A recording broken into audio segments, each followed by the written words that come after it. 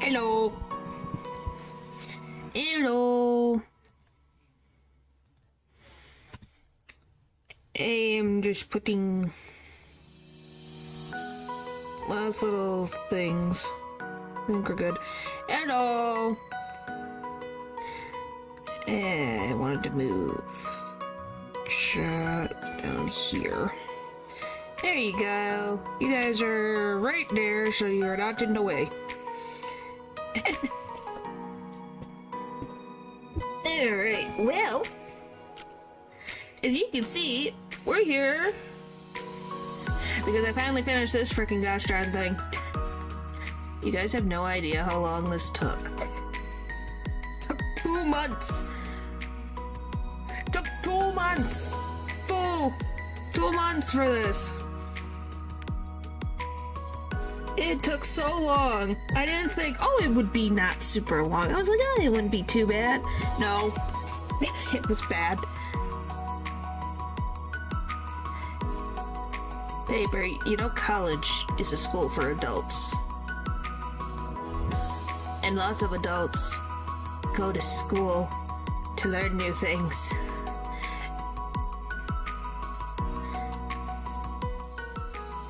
That better? I can't hear it from my end.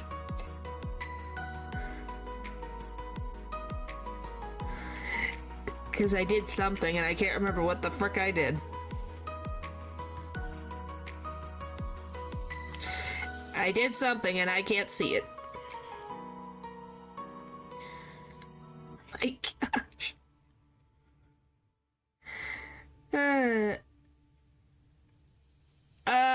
What do you mean he's gaslighting you? We have no idea. He might be telling the truth. I have no freaking idea. I'm not a professor. But yeah, all I'm doing is... See? Now you think about it. It's like, oh yeah, that makes sense. Well, yes. In this chat, yes. Alright. Just making sure all that's good. So, I'm going to start. I don't think there'll be... Hopefully there won't be too many... Well, we'll see.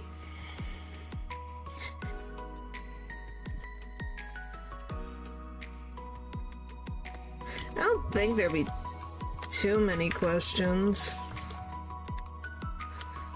We'll see.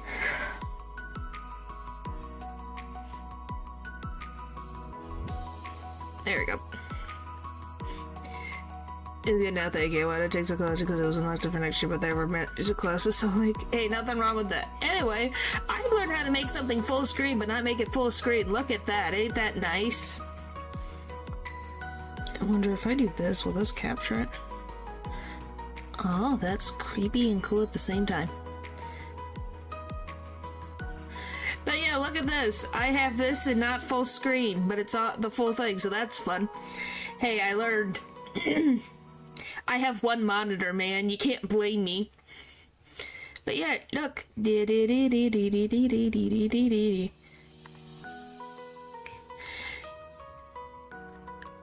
you mean? Anyway, today is Night in the Woods. So, well played, well thank you. So, this is just in case for the people in Europe who have never seen the US or the, what's the word I want to use? The North and South America schooling system of categorization. Oh, you mean this? Yeah, that's how the theming goes. It fits. So, just to say this, because I'm assuming both of you know, well, everyone, but just in case. Yeah, middle school is grades 6, 7, and 8. Kids are typically between the ages of 11 to 14. High school is grades 9, 10, 11, and 12. Kids are typically between the ages of 14 to 19. And then the black goat that we hear about is an otherworldly being with the taste for flesh from mortals. And then the glimmer, which is not specifically... Is it specifically said? I can't remember if it is, but at least that's what the community calls it, is an ability to hear what the black goat is saying. Which May is able to do so. You know, fun times. Doesn't cause issues at all for little Miss May. It depends on when you start school, because some people start later than others. So they will be 19 instead of 18 when they graduate. Different names. I just wanted to put it there just in case. So when I say middle school, high school, those are the age ranges that we're dealing with. That's the only reason why I put it up there, just in case. Is that this is what the age range is and what the grades mean. So this is how old the characters are during that time period. Just to give that as, since we're going to be talking about when they were in school that we don't see during the game. But yeah. Alright, so we're going to talk about the history of the town first, which is Possum Springs, the original county seat of Deep Hollow Country. You're not lost, you're here.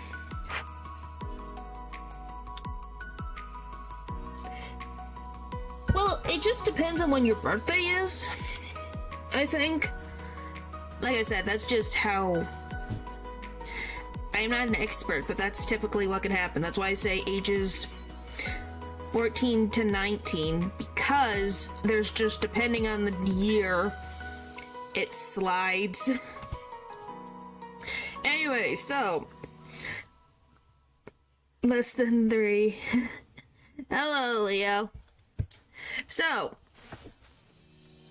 Possum Springs was settled in 1793. It's a lot older than I thought it was. And a lot of the people who lived there were fur trappers.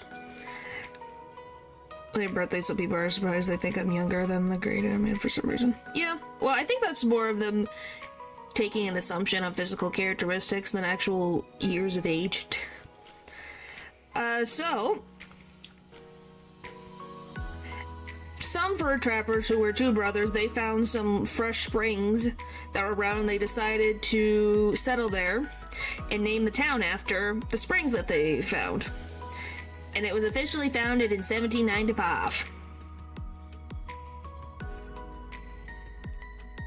So, in 1888, there were two miners who accidentally set off an explosion in the mines. Which, if you didn't know, they went from fur trappers to miners later in years.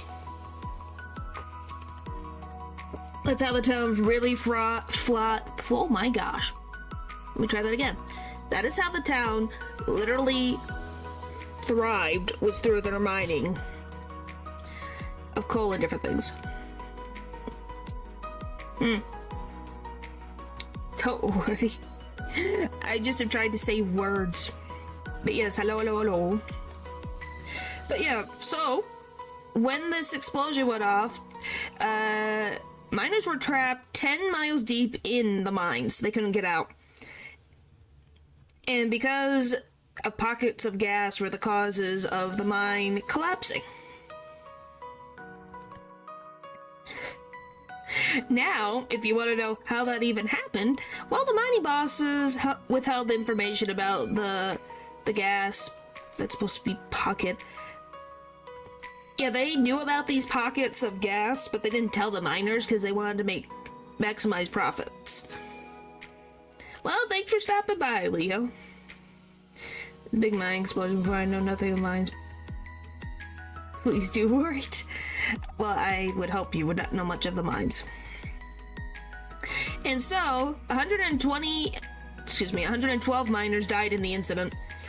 And the last of their bodies, so once they eventually were able to get into the mines to recover the bodies, it literally almost took a year to get everyone out of the mines. Like, 2 days before the anniversary of the tragedy is when they finally got everyone out. So that tells you how many people they were trying to find in this place. It took them a year. So, the town was prosperous from their mining, specifically coal, and eventually, after all these incidents and the coal drying up, the town started to stagnate in population. No wonder it woke up the demon. Yeah, it was. Yep. In the same mines. We'll get to him later. So, because the town is not really bringing in profit, and okay, let me try that again. Because the mine stagnated, because there's no coal, they shut it down. So, employment raised because all these miners now have no jobs. And now the town can't make money because no one has jobs. And with no jobs, they can't make money. So, businesses all over the town started closing and leaving for greener pastures so they can actually make money. And because of that, the cult was born. So, how this cult was made was by complete accident. So, you have two miners. Their names are Ed Scudder and Jim Courtney. They used to work at the mines like everyone else until they were laid off. So, when the mines officially closed, the two of them decided to go on a little adventure. There's no quiz, but this is just here for your guys' benefit. Because it's going to give you context of why there's a random cult in the middle of the town. Well, not in the middle of town. Just existing in the town. So, Ed and Jim went into the mines secretly to see if they could find anything leftover minerals that they could go and sell to feed their families. And they end up hitting against a wall that opens into a giant opening cavern. Which for mines, actually. Yeah, so as you can tell, they were desperate to try to find something to feed their families. But yes, they were mining and they broke a hole in the wall. And they were like, saw this new area they never saw before while they were working. So, the space literally opened up into a giant pit. And they couldn't see the bottom. And at some point, Jim trips and he falls in to the pit. Ed waits, calls out to his friend, but his friend doesn't respond and he doesn't hear his body hit the bottom. So he calls out again, and then something else responds that doesn't sound quite like a normal mortal being. And what responded back is what the followers of this being call the Black Goat. So, Ed and the goat talk for who knows how many days. They never specified, but for a while. And the goat gives an offer to Ed. He says, if you throw people into the pit, I can eat them. And in return for you giving me subsistence, I will make sure the town will never disappear. Now, I guys want you to remember, we'll ensure the town would never disappear. That's what was promised. In those specific words. And tell me, if you guys think by the end of this, if the goat actually kept his promise or not. Because I think technically he did. Or they did, you know what I mean. So, Ed agrees to the deal. And he goes back into town. he just realizes, I just made a deal with a cosmic being to sacrifice a bunch of people to him to save my town. I can't do this on my own. A meteor or something? That wasn't in the promise.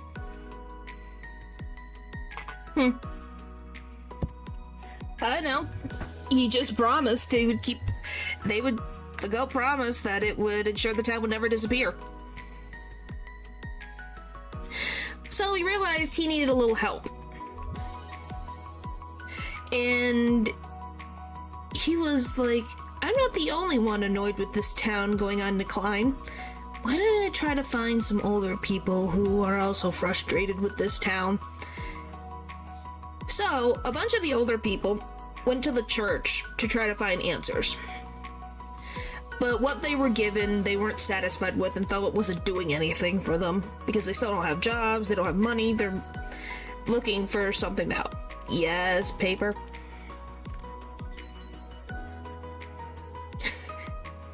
It's only as long as the sacrifices keep coming. I think it wouldn't go on forever. I don't know.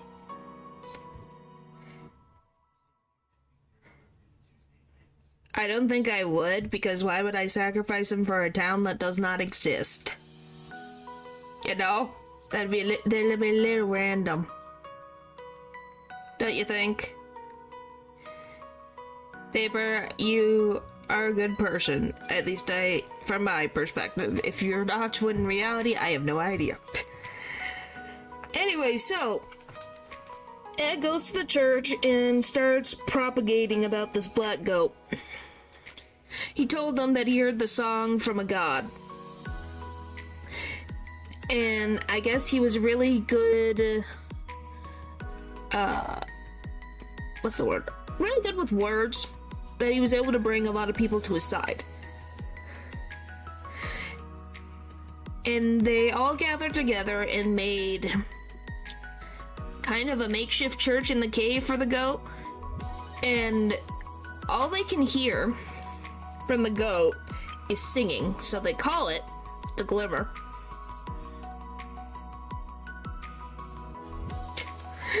Oh my gosh. So, with enough followers finally racked up in their ranks, the cult decides to now finally begin part 2. Sacrificing people. So, they made a rule because they didn't want to go just picking off everyone in town. Or who they would consider quote-unquote innocent. So they decided there was a rule that needed to be put in place, which is they don't take anyone who will be missed.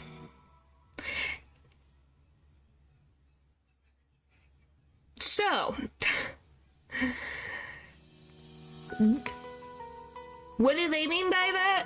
Drifters, people who they consider not good on society. So, you know,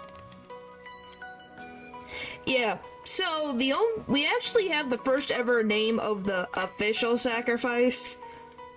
Apparently his name was Tom Turney. They remembered his name. So yeah, that guy was the start of this mess that accumulated to at least 39 people since the creation of the cult have been sacrificed to the goat. 39 people. Holy tamales. I think he'll be fine. He's a dragon, he can take care of himself.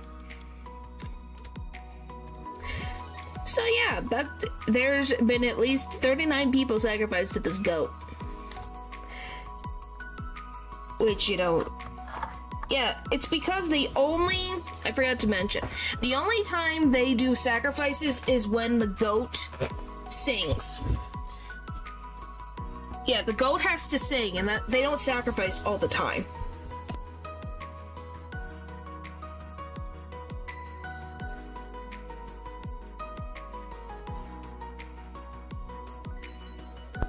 So anytime the goat sings, that's when they're like, okay, we gotta feed the goat. Literally, that's how they do their system. So anytime the Glimmer song happens, they go and find someone to sacrifice. So it means the goat has at least sung 39 times, which is a lot. I don't know in the span of how many. But yeah. So, the main characters. You guys ready to hear how all of these characters came to be? So, we got Margaret, or Mae Borowski. So, she's the child of Stan and Candy Borowski. She's considered to be energetic, compassionate, and agile. Probably once a year, I'd guess. Maybe. I don't know how long it's been. Hi, Val. Hello. I don't know how long it's been. It's been at least a while. Because I'd have to double check when the mine's closed. I don't remember seeing that. But yeah. She's one of the few LGBTQ plus residents in Possum Springs, which apparently is very, very rare. She typically dissociates from reality, also has depression and anger issues, and is also a college dropout.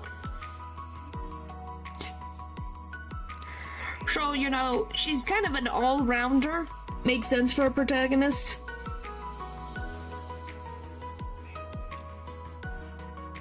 Oh boy. Then you have Gregory Lee, or Greg. So, he's Mae's best friend since childhood. He now works at the local, what do I want to call it? Local convenience store called the Snack Falcon. I'm getting tongue-tied today. He's typically very loud and compassionate for his friends. He has a boyfriend named Angus. We never see his parents, but he's not very close to his parents, and you'll find out why very soon, why he's not close to his parents. And his goal is to one day leave Possum Springs with Angus. We got Beatrice Centel, or B. She's gloomy and cold attitude to pretty much everybody, even to her close friends for the most part. She has a smoking problem, but she's trying to get rid of that habit, so she uses they're fakes. I don't know what she calls them, but it lights up, but it's not actual smoke or cigarette. So she sometimes will have a regular cigarette, and then sometimes a blunt. I think that's what they call them. She's a realist. She had all of her hopes and dreams and everything dashed. So she does not have very much a big imagination. She cares about what's happening right now, and not what unrealistic thoughts that Mae has sometimes. She also keeps Mae grounded, I will say that. Her mom died her senior year of high school, so a lot of things changed for her, which we'll get into. Yes, hopes and dreams crushed. You'll see why in a sec. Oh, and she's the only one of the friends to own a car. Out of the 5 of them, she's the only one with has a car. She's not the only one that has a license, but she's the only one that has a car. Then we have Angus Delaney, which I was kind of surprised that Angus had a last name, but it makes sense. So, Angus, he works at a video store, but for some reason it's called Video Outpost 2, not TWO, it's TOO. Why? I don't know. Don't ask me. I make fun of him, but I don't either. He's someone who's very interested in science. He loves science. He is very much interested in astrology and all different types of sciences. He doesn't believe in the paranormal. We'll get into why he doesn't believe that. He's really good with computers. He may think he's not that great, but he has more computing skills than Mae and Greg combined. He's a very quiet individual, but also, like, very polite, even when he's angry. He doesn't swear too often. He might raise his voice if he gets really angry, but otherwise he keeps himself very grounded. And he did not have a good home life growing up. Did I mess up wording? Astronomy. I'm being tongue-tied today, sorry. I wish I wasn't as tongue-tied as I was, but I am. Alright, then we got Jeremy Wharton, or Germ, which, by the way, I can't believe that his name was Jeremy. Can you guys believe that his name was Jeremy? I love everyone, but Angus has a nickname. So, Germ, he's the youngest. He's a year younger than everyone else. He lives out in the woods. Not that he is living in a, like, makeshift cabin. His house, where his parents are, just is more in the woods than anyone else. He doesn't believe in ghosts. He thinks that's crazy. He's very connected to nature. He cares a lot about nature. And he does not look kindly on people leaving stuff in the woods and junk and all that. He makes friends with a lot of, as I'm calling them, train travelers.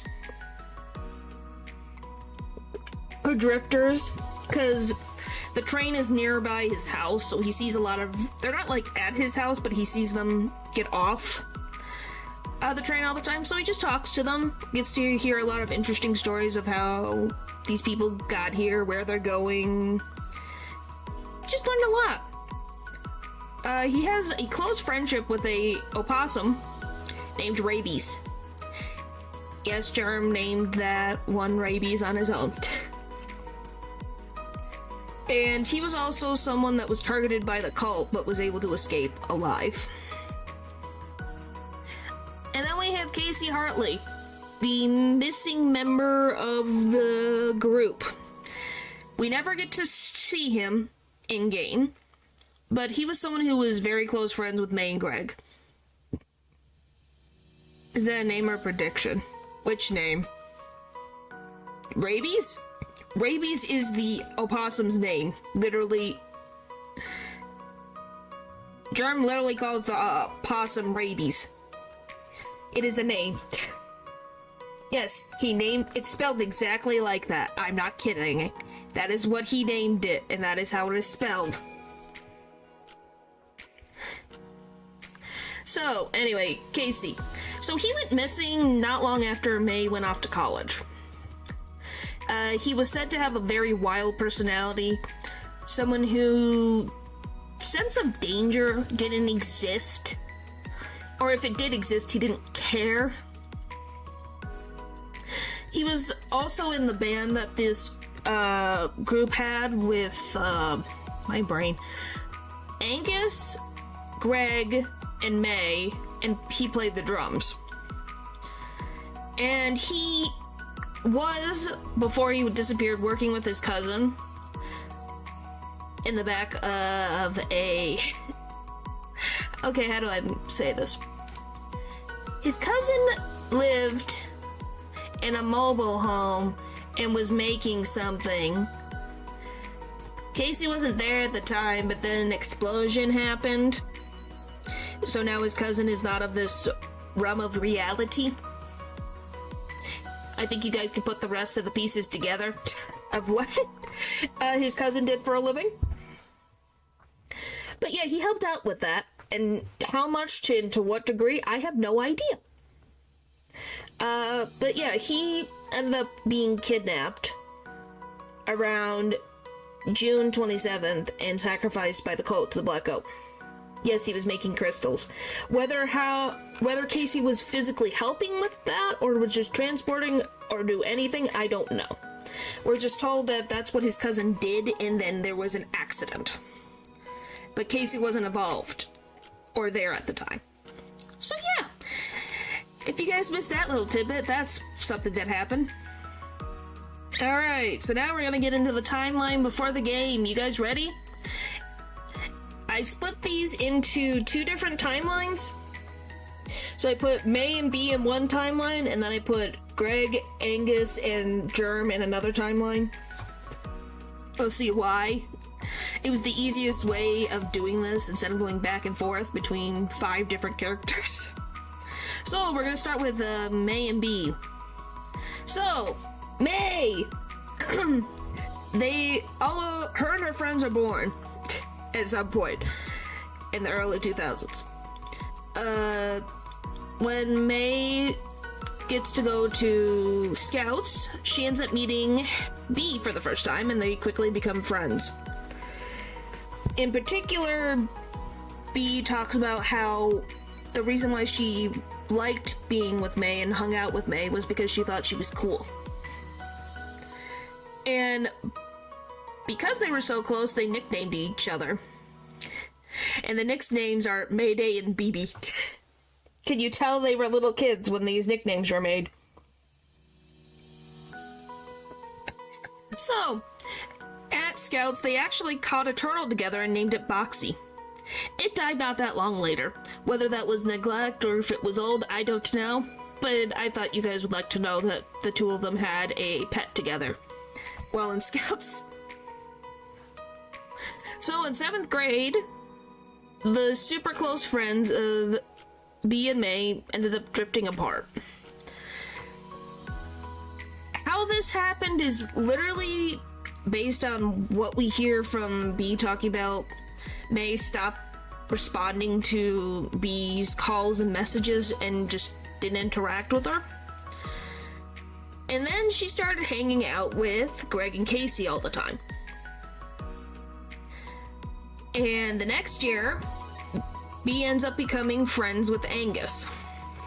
So then they become close. May suddenly, one day, it doesn't say whether she was at home or if she was at school, but she suddenly has a dissociation from reality. She ends up seeing people as just shapes and not existing in reality.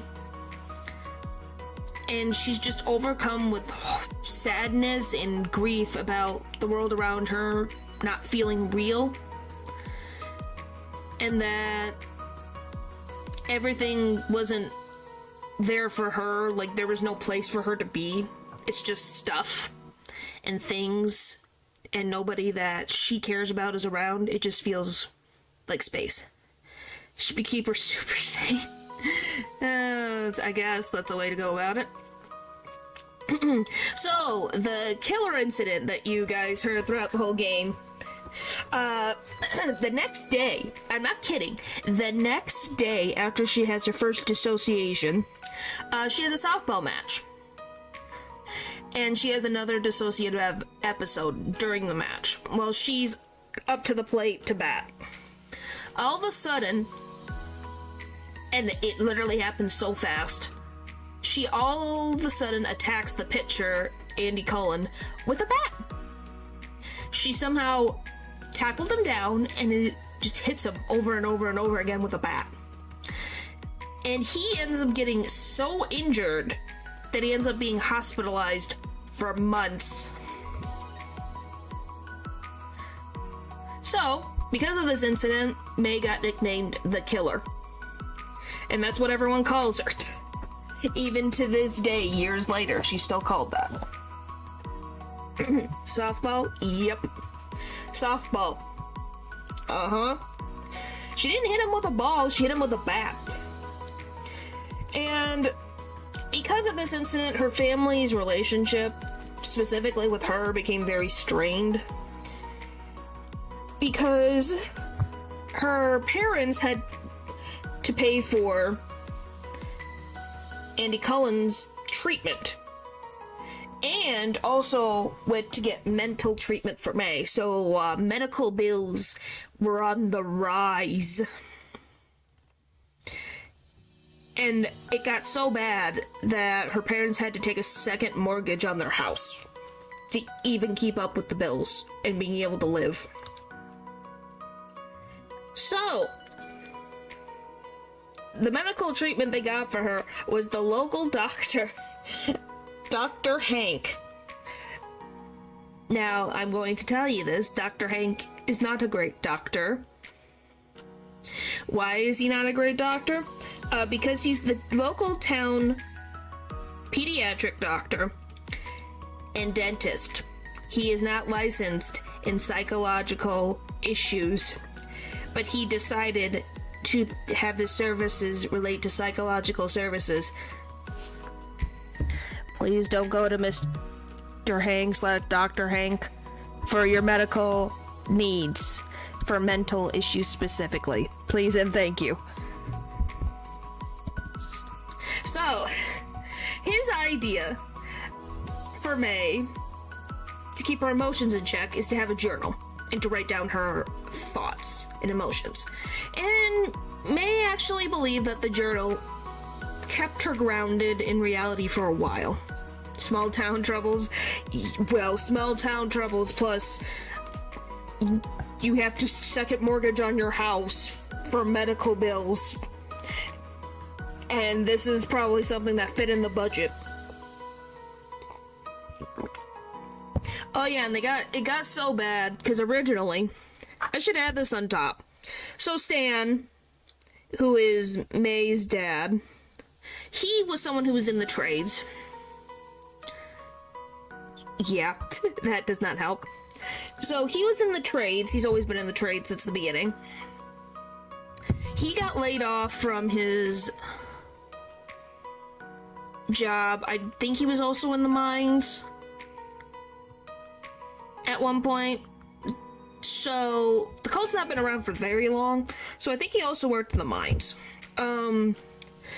He got laid off from that job, so he was trying to find another job. And because their second mortgage on their house, his wife, who used to just be, I think, a stay-at-home mom, she got a job as well to make sure that they could put food on the table. He yearned for the mines. I think he yearned for the money the mines provided more than he yearned for the mines itself. Anyway, May generally believed that this journal was keeping her grounded. So throughout all high school, she was fine. But then, everything changed when she went off to college. The mines? What do you mean, the mines? And eels? Why do you guys care about eels so much, I swear? You guys like eels too much.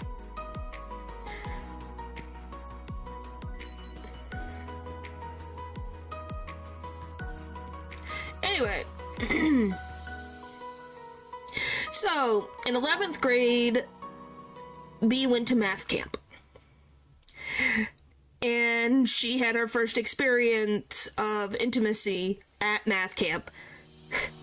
But she had more fun doing math than intimacy. It was that bad. I never said the mines were fine. I just was like, why eels? So yes, it's canon. B finds math more fun than intimacy. I thought, big oof, yeah. And B was so smart, she actually ended up being valedictorian of her graduation class. And she was applying for a college of her dreams and was ready to go start her life when tragedy happened. Her mom died of cancer just before the end of the year, of her senior year. And the cost of her mom's medical bills and the funeral were so heavy that her dad had to sell her family home and they had to move into a small apartment in town. And her dad had a mental breakdown from his wife's death. Hi, Aldrich. What do you mean, speaking of? So, he had a complete, utter breakdown. He couldn't work, he couldn't do anything. So, B decided to be able to keep the family that she had alive and fed. She dropped her dream of going to college to run her family's store. Keep saying the main villain in this game is healthcare. Yeah. Well, that and mental issues. So, because this is a family store, her dad's name is still on the store to this day. He's the one who owns the place, so he makes all financial and hiring decisions. So anything that Bee wants to do to help improve things has to go through her dad. And her dad typically isn't willing to listen to her opinion about business. Technically healthcare. Yes, but mental issues aren't caused by healthcare. They're caused by your own body being silly to you. That's the easiest way to say it. And we live in one. Yes, Eldridge, that is correct. And even though she's given up her dream of ever actually going to college, she dreams of a life that she almost had. So she, at night, dreams of being in college and being a normal young adult, making friends, learning, being excited for the future, but then wakes up and is pulled back into reality that she's not. So, what's May up to? Besides hanging out with Greg and Casey. Well, she got a boyfriend. Her first boyfriend. And his name was Cole. This is Cole, everybody. And she decided to go to prom with him. Whether she invited him or he invited her, I don't know. Second, my dad wouldn't have listened to me when I basically saved it. Well, he's her only family she has left. So, she can be frustrated, but she's not gonna abandon her dad. That's the problem. Cole sounds cool. Is it funny that we have a kid named Cole in a mining town? I think we know what was on the parents' mind. Alright, anyway. So, whether Cole invited her or she invited him, she gets dressed up in a dress and she doesn't really like it. But she's like, this is what it's supposed to be, so I guess I'll wear it. You like it? So the two of them go to the prom, they're dancing, everything's going well, and May leans in for a kiss, and then she accidentally bumps Cole in the face. And she bumps him so hard that his nose is bleeding profusely. So she rushes him off to the bathroom to clean him up because he's just nonstop bleeding. So she really hit him too hard with her head. And she starts shoving paper towels into Cole's mouth to stop the bleeding. But she puts so much paper towel into his mouth that Cole starts choking. And May,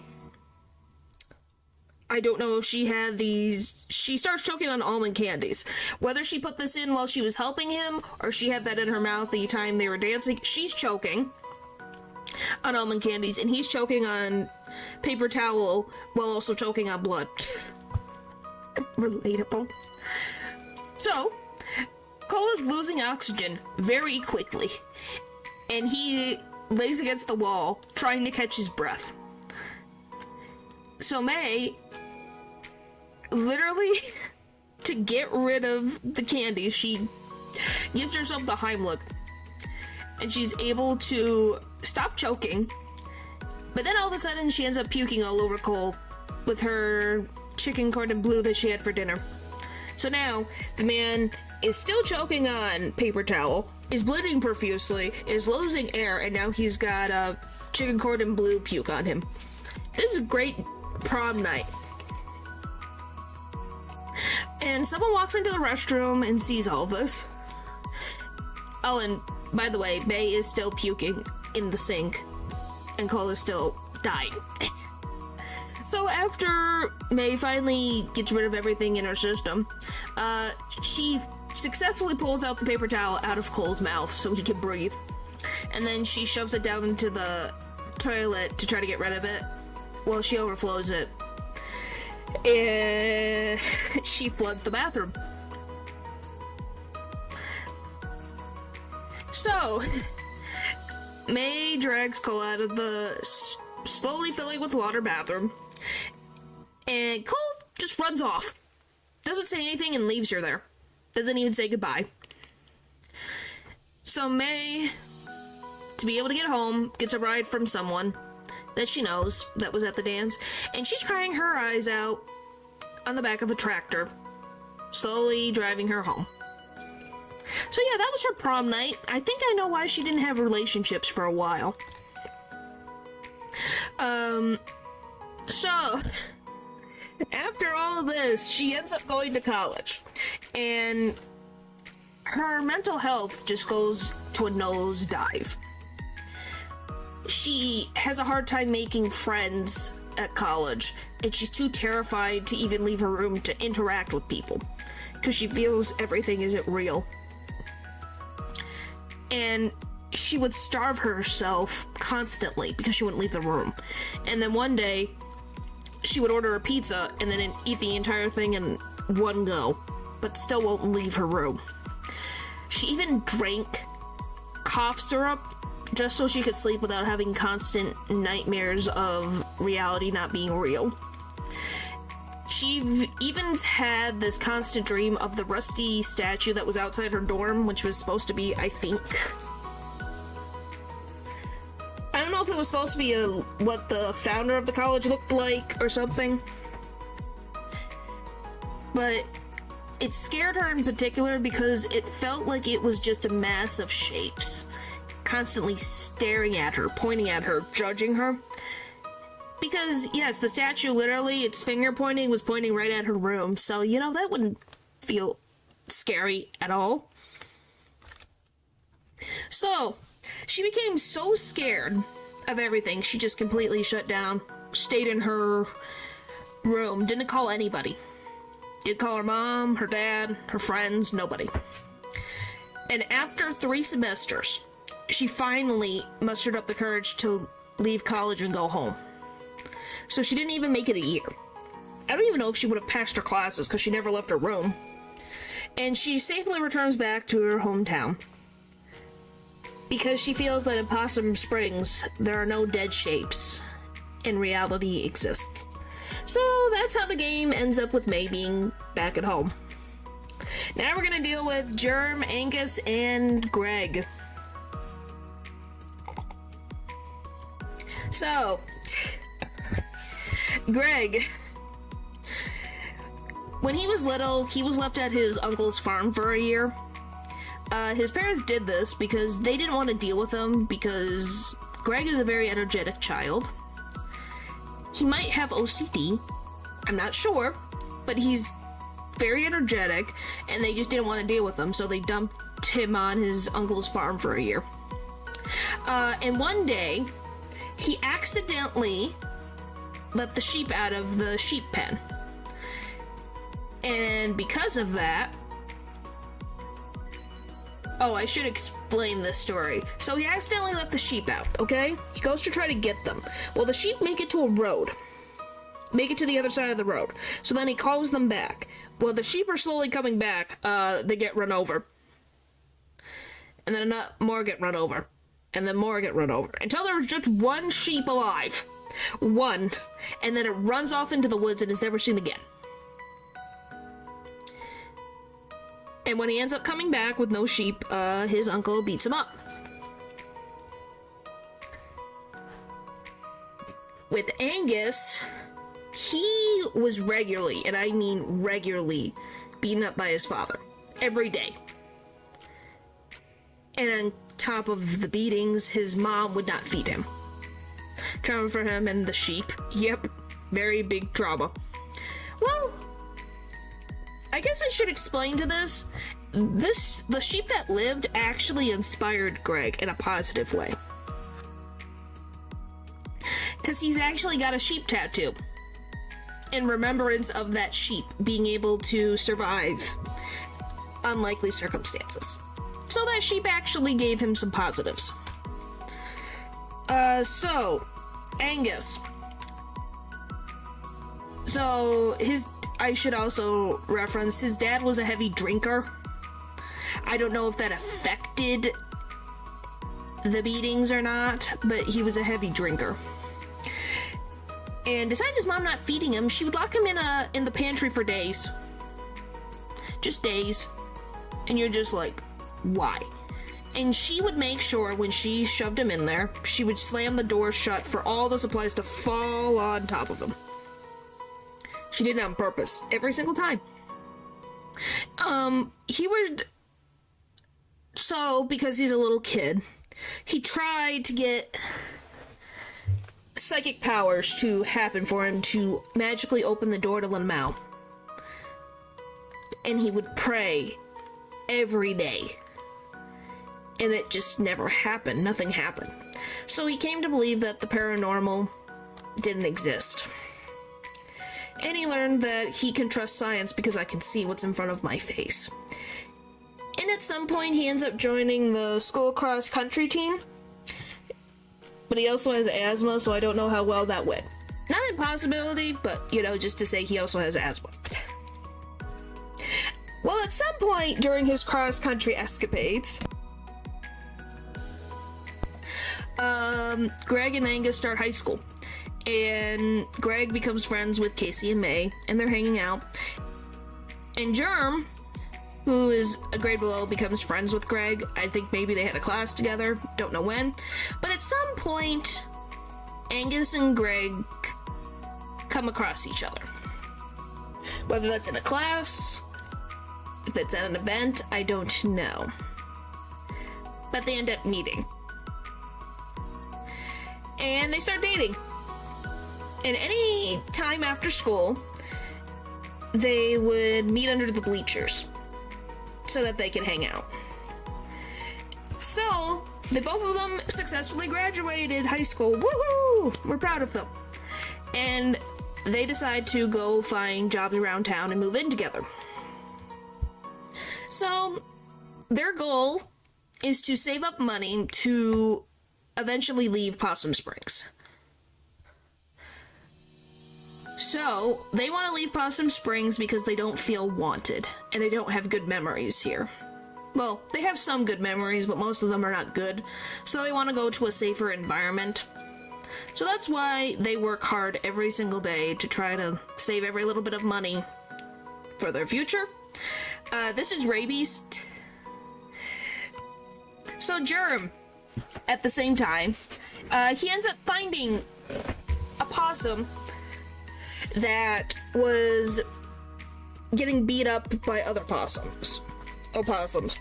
He chases them away and feeds this possum some chips and ice cream. And then the next day, he ends up seeing this opossum again and again, and they hang out all the time. So he decided to name this opossum Rabies.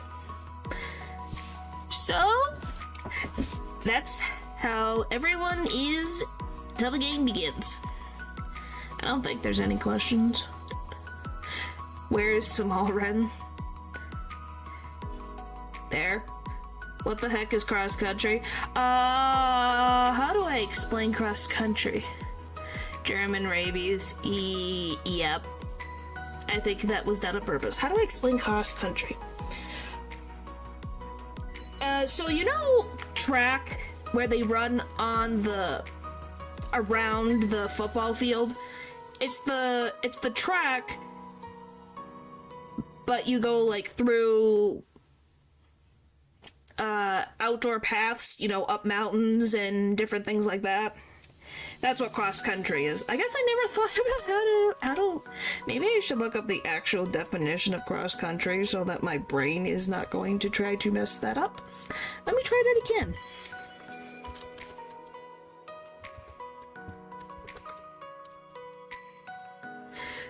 Similar.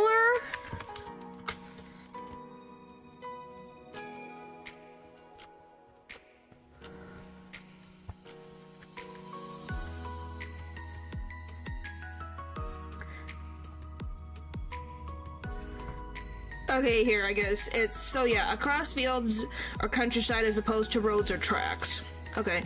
Cross-country running is a sport in which teams and individuals run a race on an open-air course over natural terrain such as dirt or grass.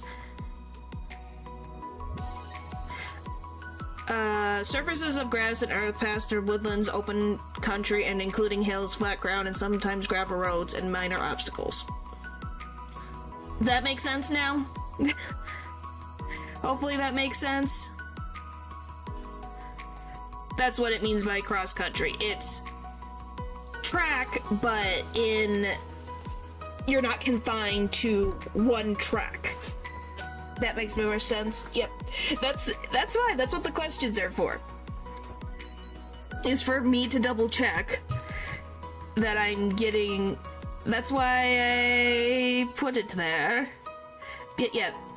Any other questions like that I could answer too. Just because I know that some things are said differently in different countries, that's why I put it there. Alright, let's end that one and then put a new one. Okay, there, that's put up. So, any other last minute questions before I move on to the actual game? Because now we're gonna get into the actual gameplay of the game.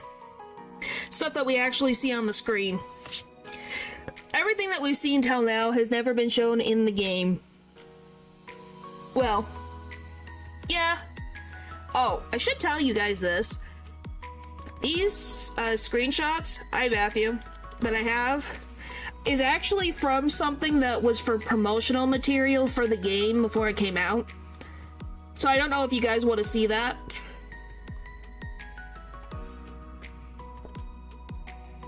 Only mentioned, I'm guessing. Yeah, they're all only mentioned except for this. If it's really small.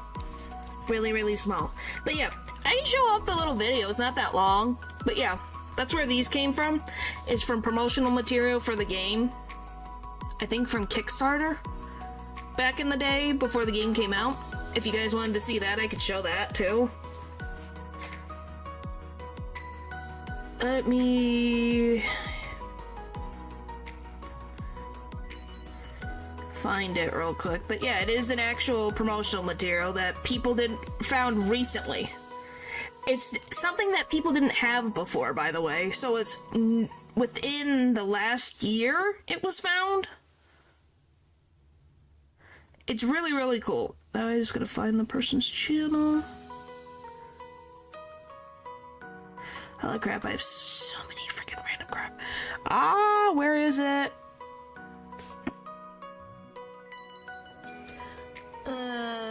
There he is. Let me mute. Okay, the desktop is muted. Well, I do some colleges not for spring admission. I really want to go to school, but they don't offer admission when I would want to go there. I don't know. I think it might be just how the system works, and maybe they just don't get enough people in the spring. Is all I know about, if I had to guess. Let me see if I can find the thing real quick. Sorry. Where is it?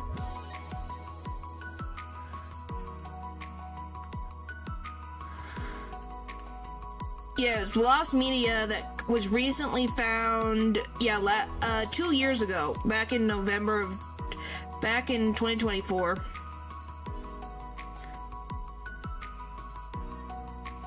So I guess I could show little bits. So this is also Lost Media, I think. Yeah, I wonder if you could tell who's who. Yeah, this was a backer short. Okay.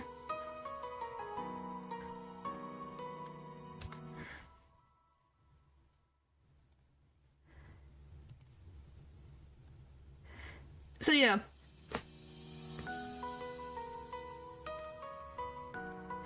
Yeah, these were Kickstarter backer stuff, by the way.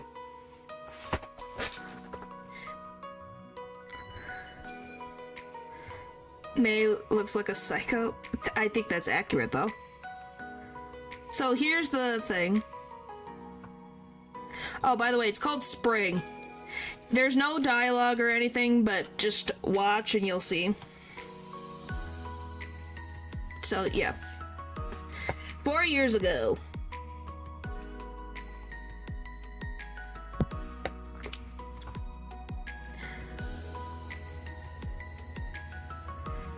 So, yeah.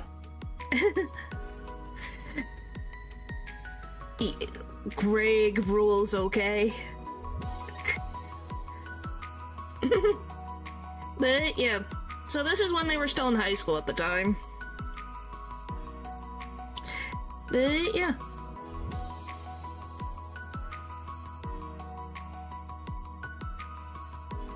Okay, I guess he's showing it again. Anyway, here, I'll let it play.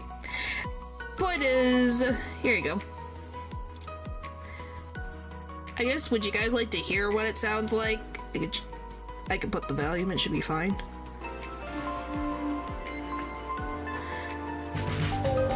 So you can actually hear without the other music. There you go.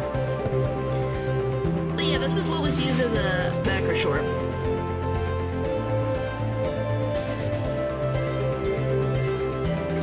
But yeah.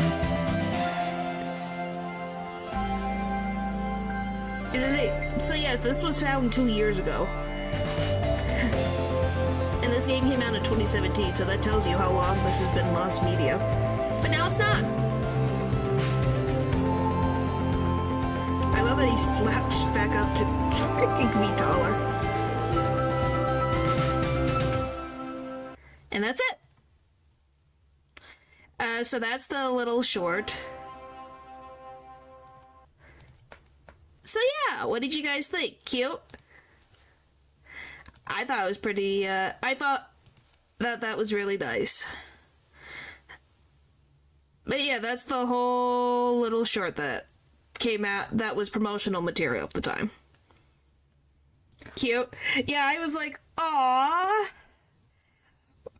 I'm glad that it was found, though, because it was lost media. I'm just prefacing it because no one had this until someone actually found it and posted it on Reddit, so now it's available to be seen, which is great. Because it's so well animated. I like how he looks a little less angry in the game. Who, Greg? Yeah, because I think some of it was because, you know, promotional material can change slightly with game development. Since this was promotional for Kickstarter, so he probably became less jagged over time. But yeah, it hasn't otherwise said that it's not canon. Influence definitely too. Yes, I think Angus gave him positive influence, so he became less rough around the edges. But yeah. Just wanted to show that off because I thought you guys like to know that little bit of interesting lore. Alright, now we can actually enter the game. Okay, so the prologue. So, May finally is going home, and she gets off the bus. And her parents are nowhere to be found, and it's late at night. So what a great start of being back home. Her parents forgot her. And the only person that is around is a janitor. And he's fixing the front door, because the front door for some reason is broken. And so the janitor asks May, because May decides to talk to him, hey, do you think you could get me a soda for the vending machine while I work on this door? And May decides, sure, why not? But she says, I don't have any money. Well, apparently the machine is broken, and all she has to do is shake the machine and it will pop out some drinks. Time is fine. Definitely not a god. I don't know, he's definitely something. What he is, I don't know. So May listens to what he says, and she shakes the machine and successfully gets a soda. She gives it to him, he says thanks, and for some reason he decides, instead of, you know, opening the top part, he flips it upside down and drills a hole in it to drink the soda. And when he finishes drinking the soda, May's like, are you gonna finish fixing the door? And he says that it was already done. That he already finished it. And he wishes May luck on her upcoming journey. And she walks outside. Still no parents in sight.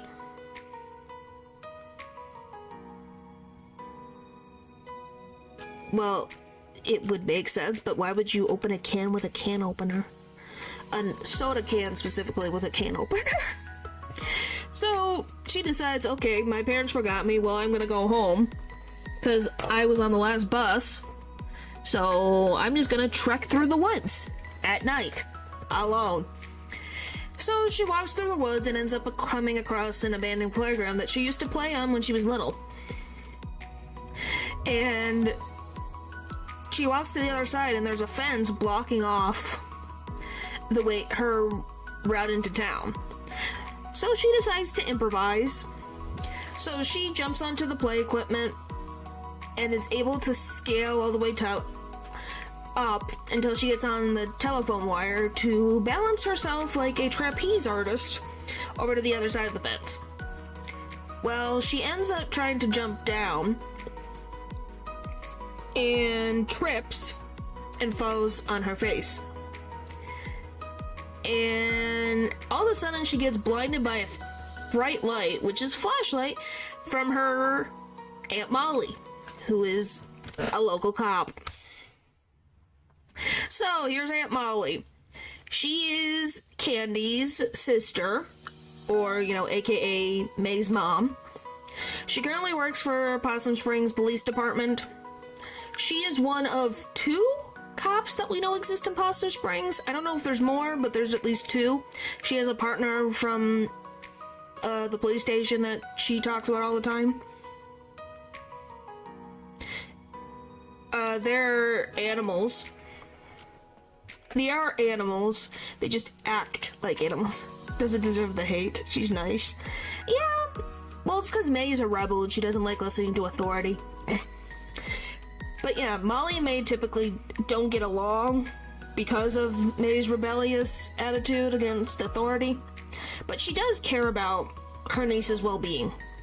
Constantly warns her to be careful and making sure that she's okay. It specifically said opossum. I specifically said opossum in the game, did not just say possum. I triple checked. She actually has service weapons, but has only ever had to use her gun once in her entire career. So as you can tell, Possum Springs doesn't have too much crime going on. Well, heavy crime. But she does get along well with her sister and brother-in-law, because they have talked very positively about Molly.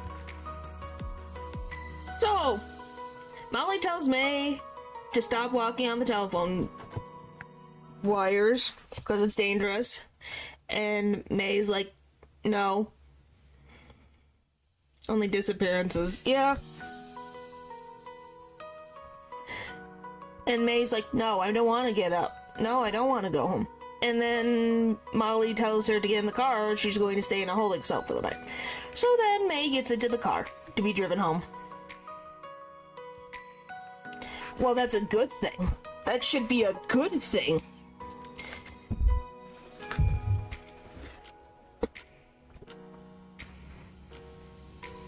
That's a really good thing. So, the two go into the cop car and she gets driven home and is dropped off right by the front door. And May heads inside the house and she scares her father, who's watching TV on the couch. And she goes, hello, and he goes, oh!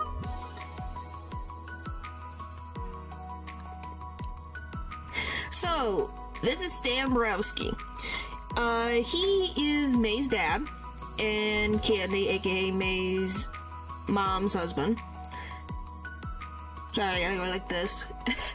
So he used to work, well, he worked in trades all his life. That was a face.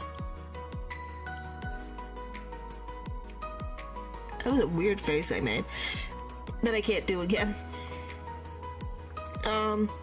So yeah, he worked in the trades all of his life until all the jobs dried up. So now he's currently working at a grocery store called the Ham Panther in the deli in the town over.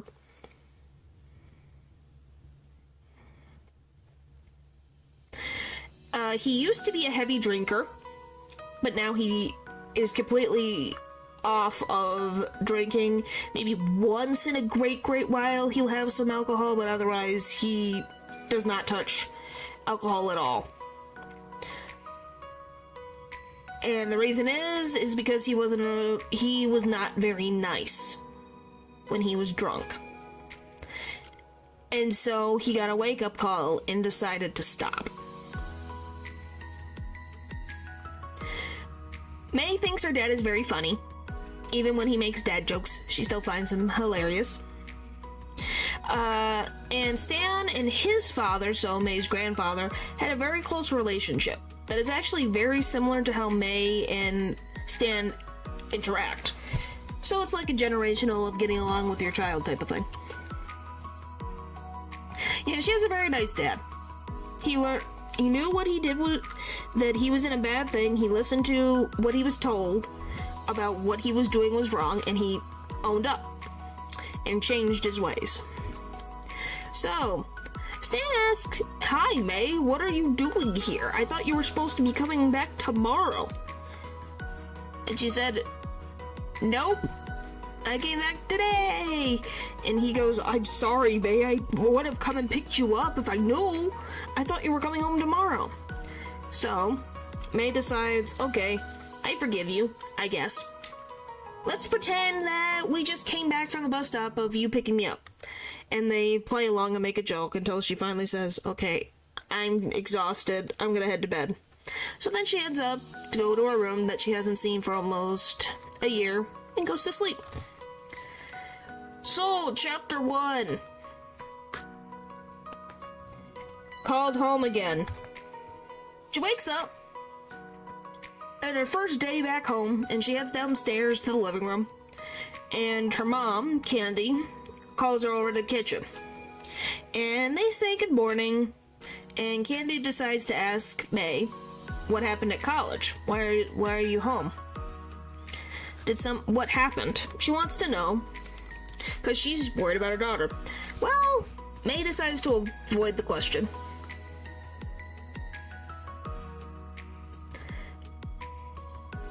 We'll see. If we keep going, we'll be fine. You'll see. So she avoids the question, and her mom tells her to head into town if she wants to see where her friends are. So Candy tells her all the places that her friends are working at currently, and May says goodbye to go see what's going on in town.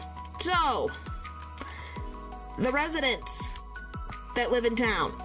Candy, this is May's mom. She loves reading dark and creepy novels. She will talk about a bunch of random creepy novels throughout the game. She actually had multiple miscarriages before she eventually had May.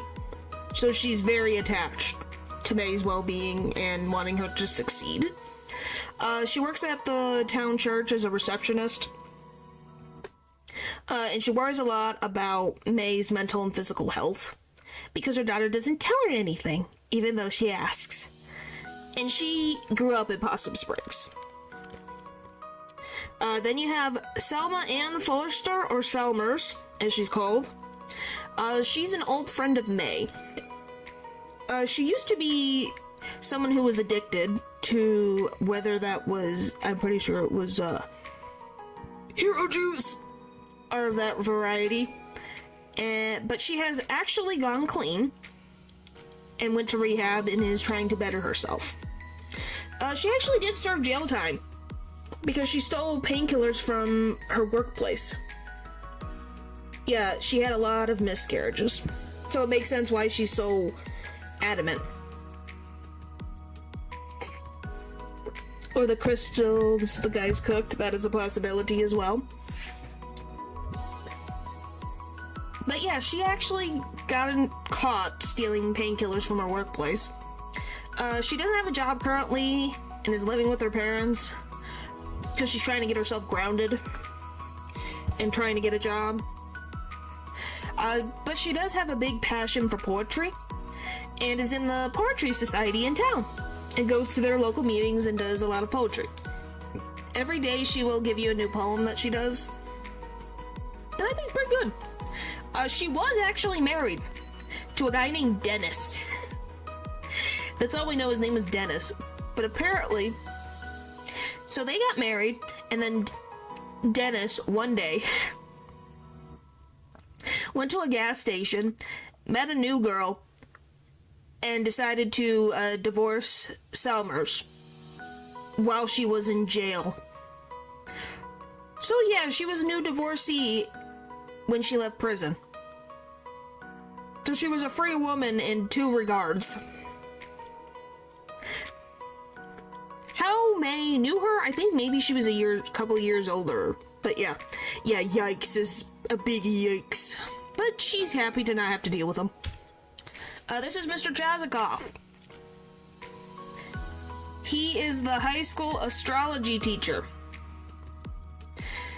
He has a son named Colin, who he talks about all the time, who works at a university research center.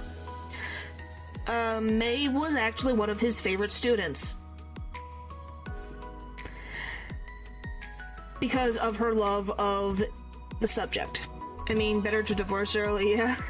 Yeah, but the fact of the matter is that he did this to her while she was in prison for taking painkillers. It's like, you could have at least just, you know, I don't know, I guess it was good that he was honest with her, but at the same time, he's still too much of a dirtbag, I would say. You know, who the frick just decides, oh yeah, I met this lady at a gas station, I like her more than you, can we get a divorce? Bye! And then runs away. You know? So I don't think there was any good way to go about that conversation. Anyway, silver linings. Yes, silver linings. But yeah, she didn't do well in his class because she didn't do the assignments, but she was very curious. Yeah, that is true. So I guess it was all's well that ends well, I say. She doesn't worry about it too much. So I'm not going to worry about it too much for Selmer's sake. But yeah, she loved astrology, May did, but she didn't really do the assignments, but because she was so passionate and asked questions and a ton of things, Mr. Chazikov really enjoyed her as a student.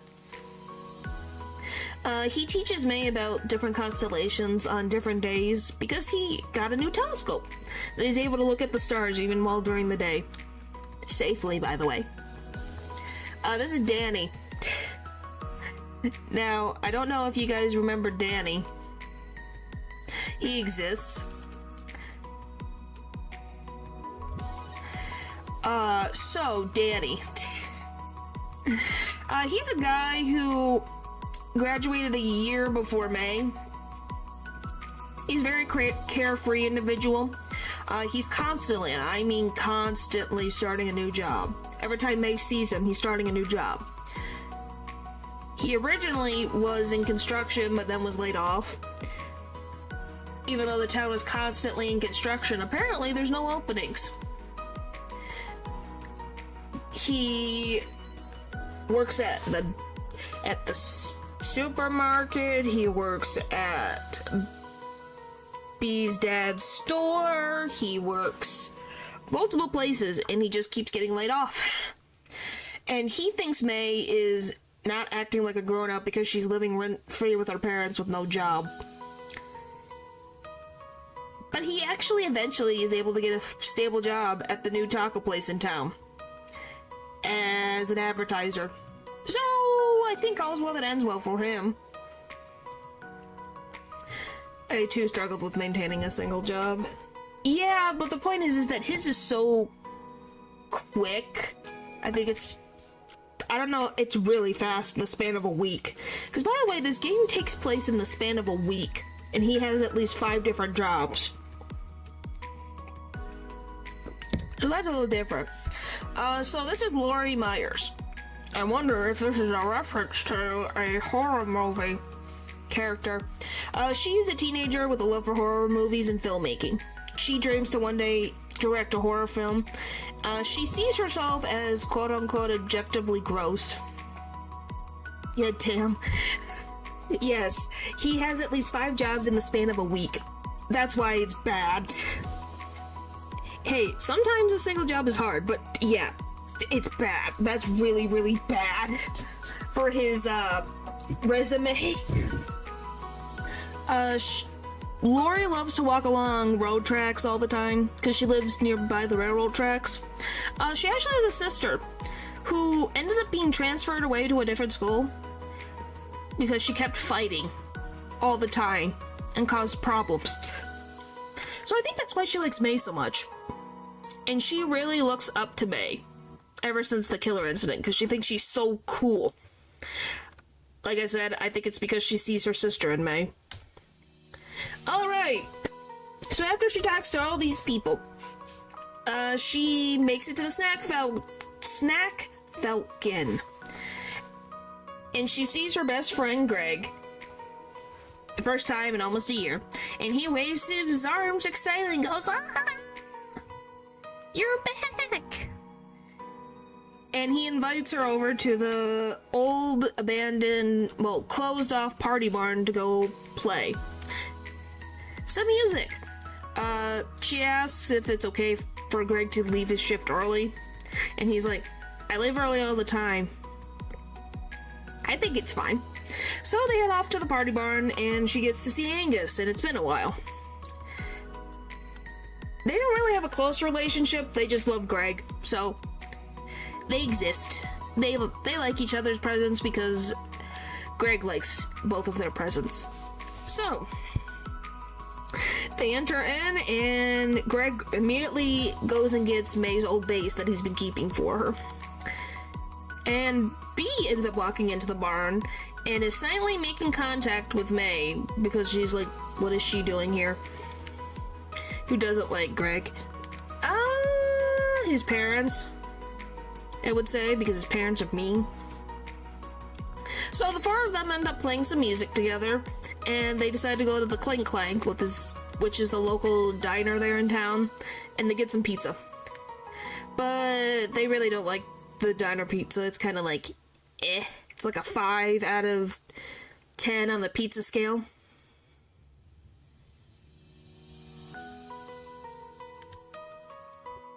Why did you eat the pizza crust? What do you mean? Oh, this? Because? I don't know what happened. So, yeah, pizza scale. It's what Greg talks about, a pizza scale of ranking all the pizzas against each other. And it ranks at like a 5 on the pizza scale, as Greg would call it, in comparison to other pizzas he's had.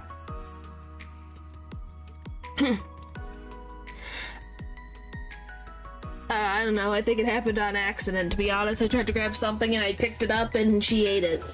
I don't know what more you want from me.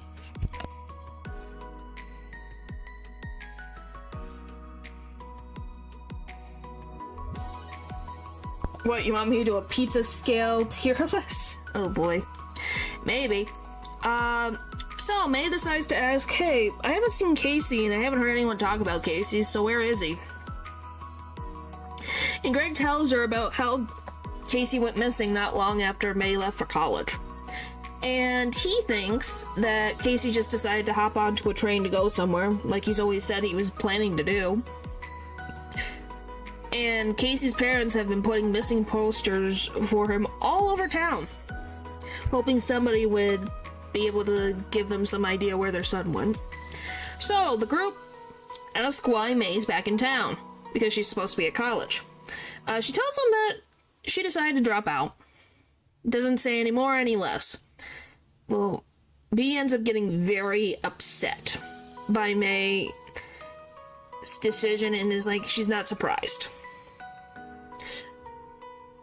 Well, Angus decides it's like, okay, everything's getting a little tense. Well, hey, I need to go home. I need to go play my MMORPG game. I have some buddies I'm going to be playing a new dungeon tonight. So I need to head home. So then everyone decides to go and head home. So they leave the diner, and they end up finding a severed arm just on the floor. And for some reason, May's idea was to just poke it with a stick. Why? I don't know. And when she ends up poking the sleeve, she ends up finding a black diamond tattoo on the arm. And then all of a sudden, she hears Aunt Molly tell her to put down the stick. So, Aunt Molly tells everyone to go home and to be in pairs because something weird's going on. So Bee decides to give May a drive her back home. Kids these days. Well, Bee didn't think it was a good idea to poke her with a stick. Neither did Angus. Both Greg and May thought it was a good idea. You give them a hand and they take the arm. So, on the way home, May talks about Bee taking over her parents' store. And all of a sudden, a couple blocks away from her house, Bee stops the car and says, "We're here." And May goes, "But my house is still a couple blocks." And she just stares at her. So then May decides to get out and walk home the couple blocks. So she decides to walk home, and she makes home and talks with her dad and watches some Garbo and Malloy before heading to bed. So, next up, in the morning, May decides, oh, I'm back home, I can actually use my laptop that I haven't used since I left for college. She opens the gosh darn thing, and she can't use it because there's a bunch of adult ads. Because there's viruses all over her freaking computer. I wonder what May was using her computer for. Or I should say her laptop for. Obviously, very, very innocent things. I just love the random burly singles. So she freaks out because it's making noise and being loud.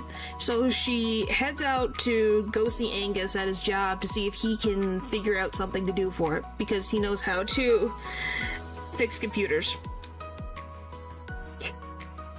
So when she leaves the house, she ends up talking to her mom and saying that she's heading out to see Angus, and she leaves. She ends up seeing Mr. Penderson, her next door neighbor, and he says May is going to amount to nothing, and will amount to nothing, but she just laughs at him.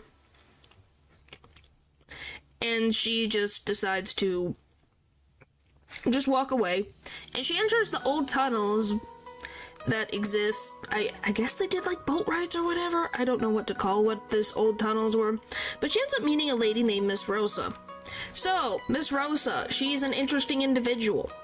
Why? She was an old friend of May's recently deceased grandfather, who happened, it was last year in the game?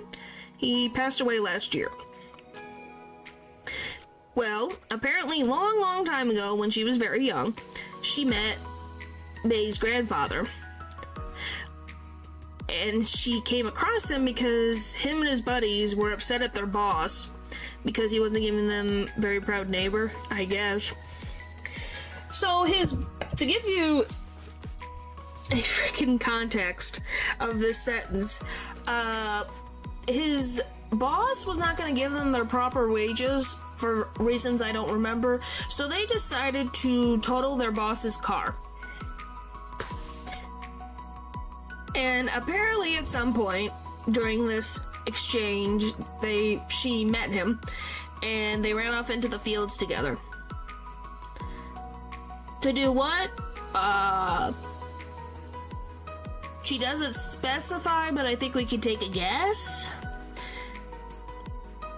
And she says that May's grandfather is from a long line of troublemakers. Apparently, the Browski name is known for making messes. I'd rather not guess. I don't either. I'm just saying. She just says they went off into the fields together. And Miss Rosa is someone who prones to get very tired very quickly. So unless she's in a healthy mood, she really doesn't tell you much stories. Anyway, after talking to Miss Rosa, May makes it to the video store. But she doesn't find Angus. She finds someone else who came into work early, so Angus was, left off. Was relieved of his shift. So she runs out to Angus and Greg's apartment. Well, she makes it to the apartment, but there's a problem. there's a buzzer to be able to get to the elevator, for the elevator to open to go to their apartment.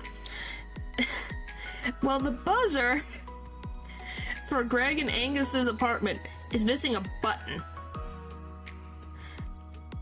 And the only way for her to think of a way to get this to work was pushing another intercom buzzer and then putting her finger into the wires. She gets completely shocked, but the Connect actually reaches up to Angus and Greg's apartment. So Angus answers and says, "Hello, May?" And May's like, "I just got freaking shocked." And she's like, "Why the heck do you guys not have a buzzer?" Well, Angus explains that one day Greg decided to kick the button and it broke. So they never fixed it.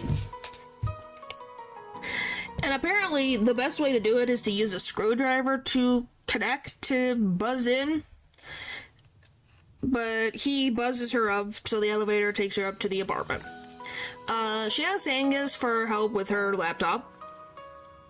And because she didn't bring the laptop, he asked her specifically what the problem is, and she's like, programs that I put on my computer that are causing me some problems.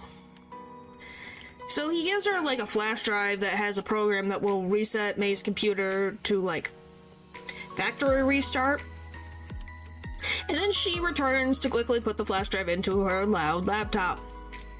So all the pop-up ads from her teen years disappear, and she's able to open up her messaging app and thanks Angus.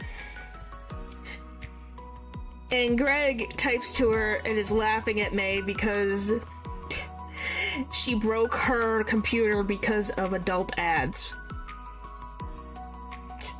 And is just teasing her all about it. And she's like, "Shush, shush." He's not wrong, but it's very funny. So, Greg then, after teasing her, decides to ask her, "Hey, May, are you gonna go to the party tonight?" Not tonight, tomorrow. And May's like, "There's a party happening in Possum Springs? Heck yeah, I'm coming." That makes it even funnier. Yep. And then he asks May, "Hey, can you ask B tomorrow to drive us all to the party because she has a car?" And May is like, I don't know. B doesn't seem to like me, so I don't know if she'll agree." But after Greg begs her, she's like, "Fine, I'll ask B tomorrow." So she goes to bed. She goes downstairs to have her night talks with her dad because her dad works during, he gets off work at night. So the only time she gets to see her dad is during nighttime because he's sleeping. So, Stan asks May, "Oh, how's your day?" And she talks about hanging out with Angus. And the funny thing is back in the day, Angus's dad and Stan used to hang out. I don't know, that's just their portrait. Oh no, that's just the portrait they have. They kind of have their red eyes. I think it's just a genetic thing. But yeah, Stan used to hang out with Angus's dad back in the day. And had no idea about... No one has any idea, by the way, about the things that Angus went through with his parents, except for Greg and now May. But yeah, the thing is that Stan thinks that Angus is a very smart and nice guy. But, oh yeah, here we go. So yeah, Stan talks about how he used to work with Angus's dad, and they used to go drinking together all the time at the local bar. Well, Stan, after drinking all the time, was forced himself to stop drinking so that he could be around for his family. Because Candy was going to, I think, gave him an ultimatum And once he stopped drinking, he never saw Angus's dad ever again. So he never interacted with them. So, all he knows about Angus's dad is that he was laid off one day, like everyone else, and that their family fell on hard times. But he hasn't seen them since, which is very interesting. But yeah, so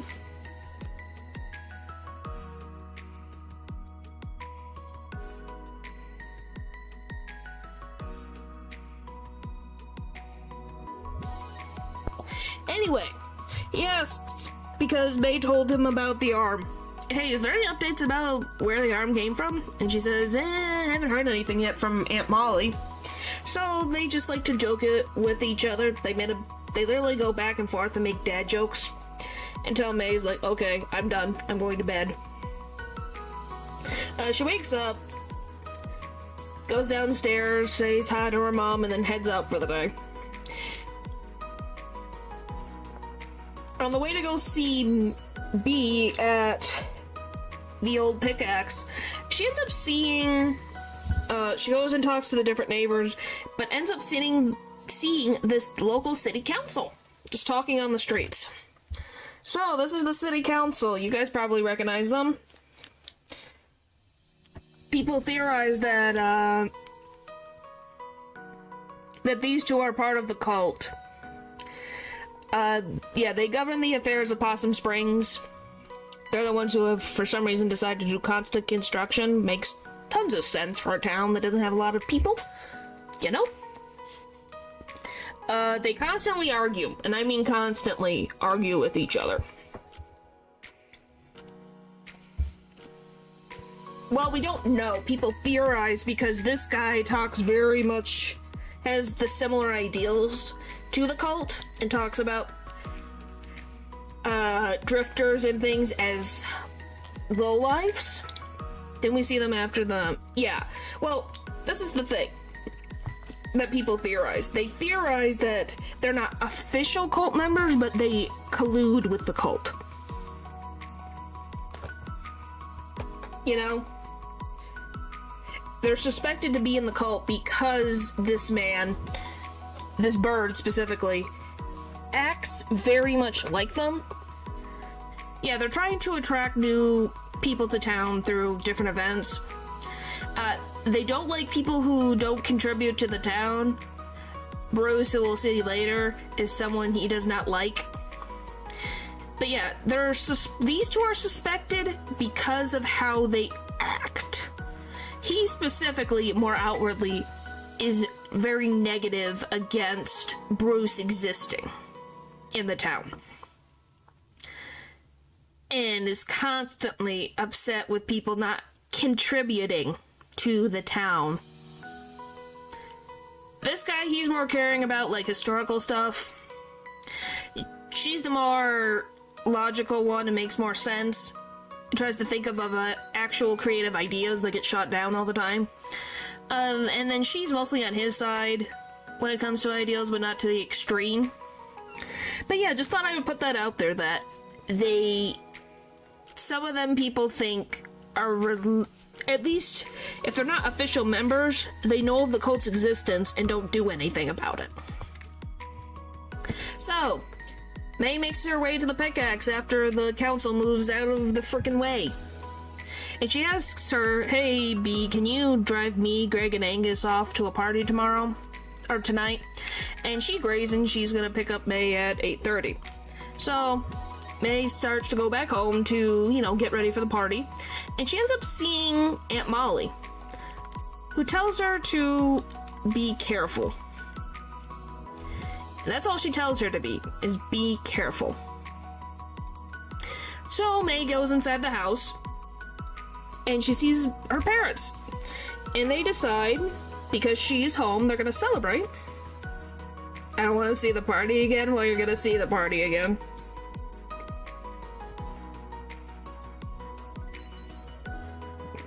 Because the sooner we get over it, the sooner it's done. So she goes inside, and everyone, to celebrate May coming home, they make tacos which May is very excited to have, so she consumes a lot of tacos. And she's like, okay, I'm done eating, I'm gonna go get ready for a party I'm going to with my friends tonight.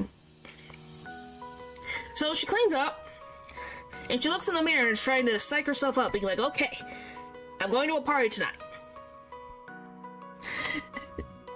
You love tacos, then you and May would get along. But she ends up slowly spiraling into negative thoughts. And she keeps spiraling until she hears the horn honking of B being there in front of the house. So she's like, okay, I gotta go. So, we're here at the party. So, they all go at the party. It's in the woods. There's a giant bonfire. The mood is nice. There's a random dude with a guitar, because there's always a random dude with a guitar at parties. And there's some beer to drink. So, the vibes are pretty good.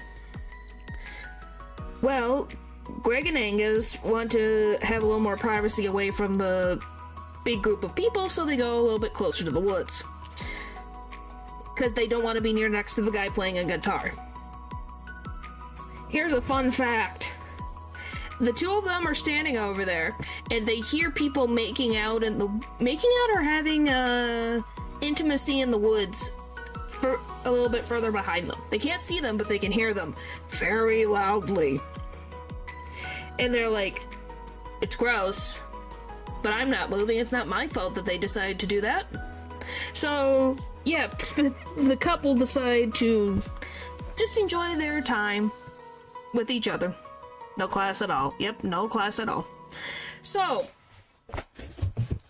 while they're over there doing that, B went over to talk to a friend who she doesn't get to see too often and is just having some beer, having a good time.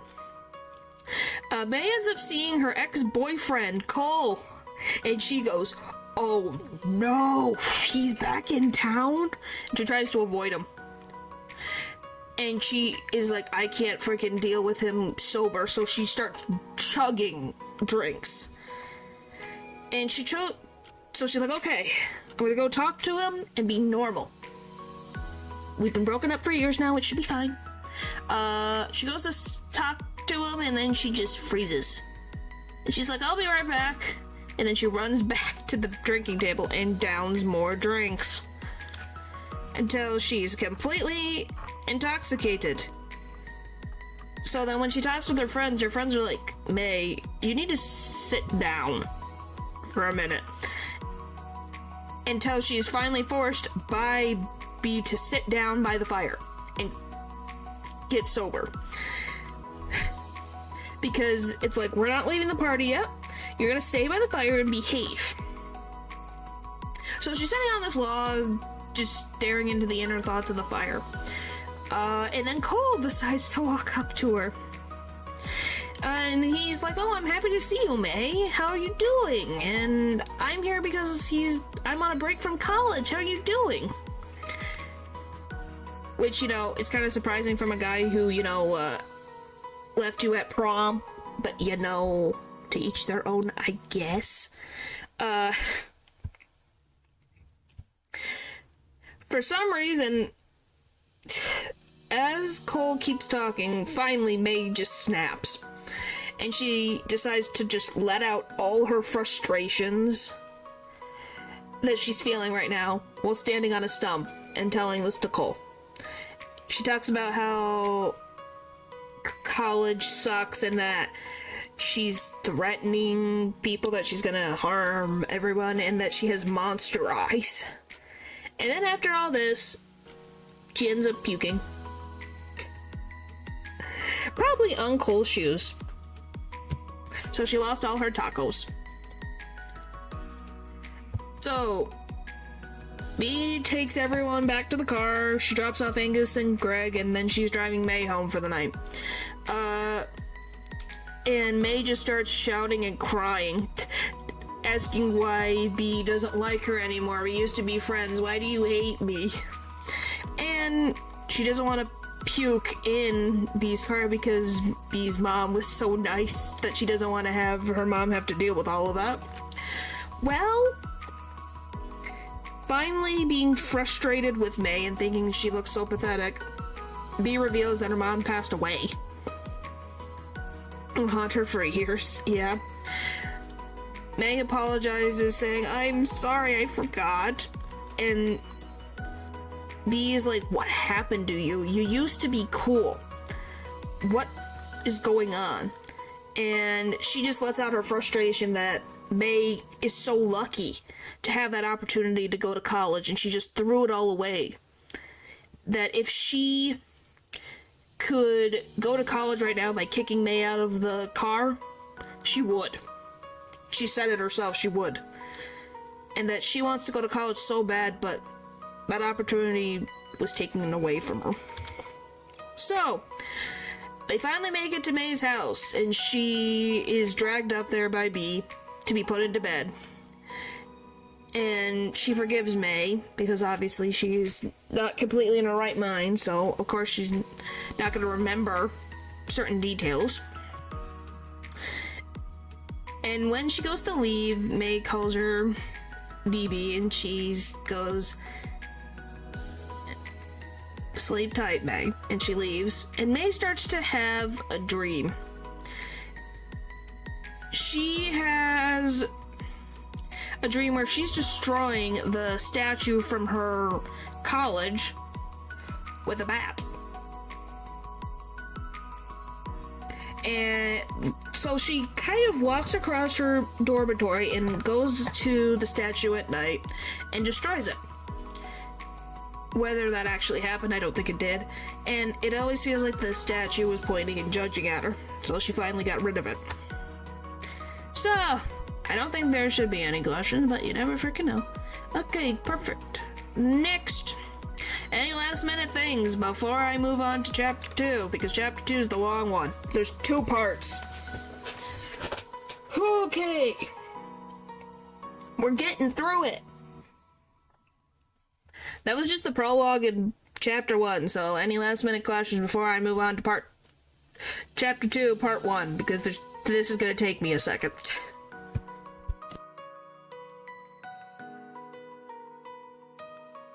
Alright, let's move on to chapter 2, Weird Autumn. This one's the longest chapter, by the way, by a long shot. So she wakes up from her weird dream and goes downstairs like she always does, and she talks about how the party sucked. And Candy's like, "Well, if it feels so bad, you can talk about it." But then she's like, "No, I don't want to talk about it. I want to talk about what happened with Cole." Oh, and she's like, "Oh, Cole? You mean the guy from your boyfriend? He was such a nice guy." Oh boy. And before she leaves, her mom was like, "Oh yeah, the construction for the stairs to the church has been finished, so you can go up there if you want to stop by and say hi while I'm working." So May decides to go stop by to see her mom at work, and she ends up meeting the new local pastor named Pastor K, and a newcomer to Possum Springs. So we have Kate W. Young, or Pastor K. She's a very generous and well-meaning person. She tries to help anybody that she comes across. She's very open to listening and giving advice to anybody. So she likes to help May out. She's very devout in her beliefs. But she agrees that everybody, and she means everybody, has doubts about their own beliefs. So she's very mature. And she's someone who becomes very close friends with the new resident in Possum Springs, Bruce. And she's determined to make life better for other people. That's what she feels her goal is in life, so that's what she tries to do. And she likes talking with May about beliefs and thoughts about religion, how she ended up in that position, how May feels about things. And it's a very interesting conversation. And that's Bruce. So Bruce worked many trade jobs, from the railroads to the mines and construction. He visited Possum Springs once before, back in the 70s, back when he was a miner and here for jobs. He's currently homeless with no occupation and is just drifting. He has a daughter that he does talk about, but he doesn't like bring her up too much. And he doesn't like taking things from people that he feels is for no reason. He doesn't like just being given stuff, I guess. And people have tons of theories about where Bruce goes at the end of the game. And we'll get to that later. So, after getting to know the new people in town, she wanders town again. Left before the cult got him. That's what I hope was, that he left. That's what my theory is that things got spooky and he left. So, May's wandering around town and she decides to go onto the power lines. And decides to wander around, and she sees a little window cracked open. And decides to sneak inside to see what's going on. And she just wanders through this building, crawling up and down stairs until she finds an old friend. It's Millard P. Bloominggrow. Yes, that is his name.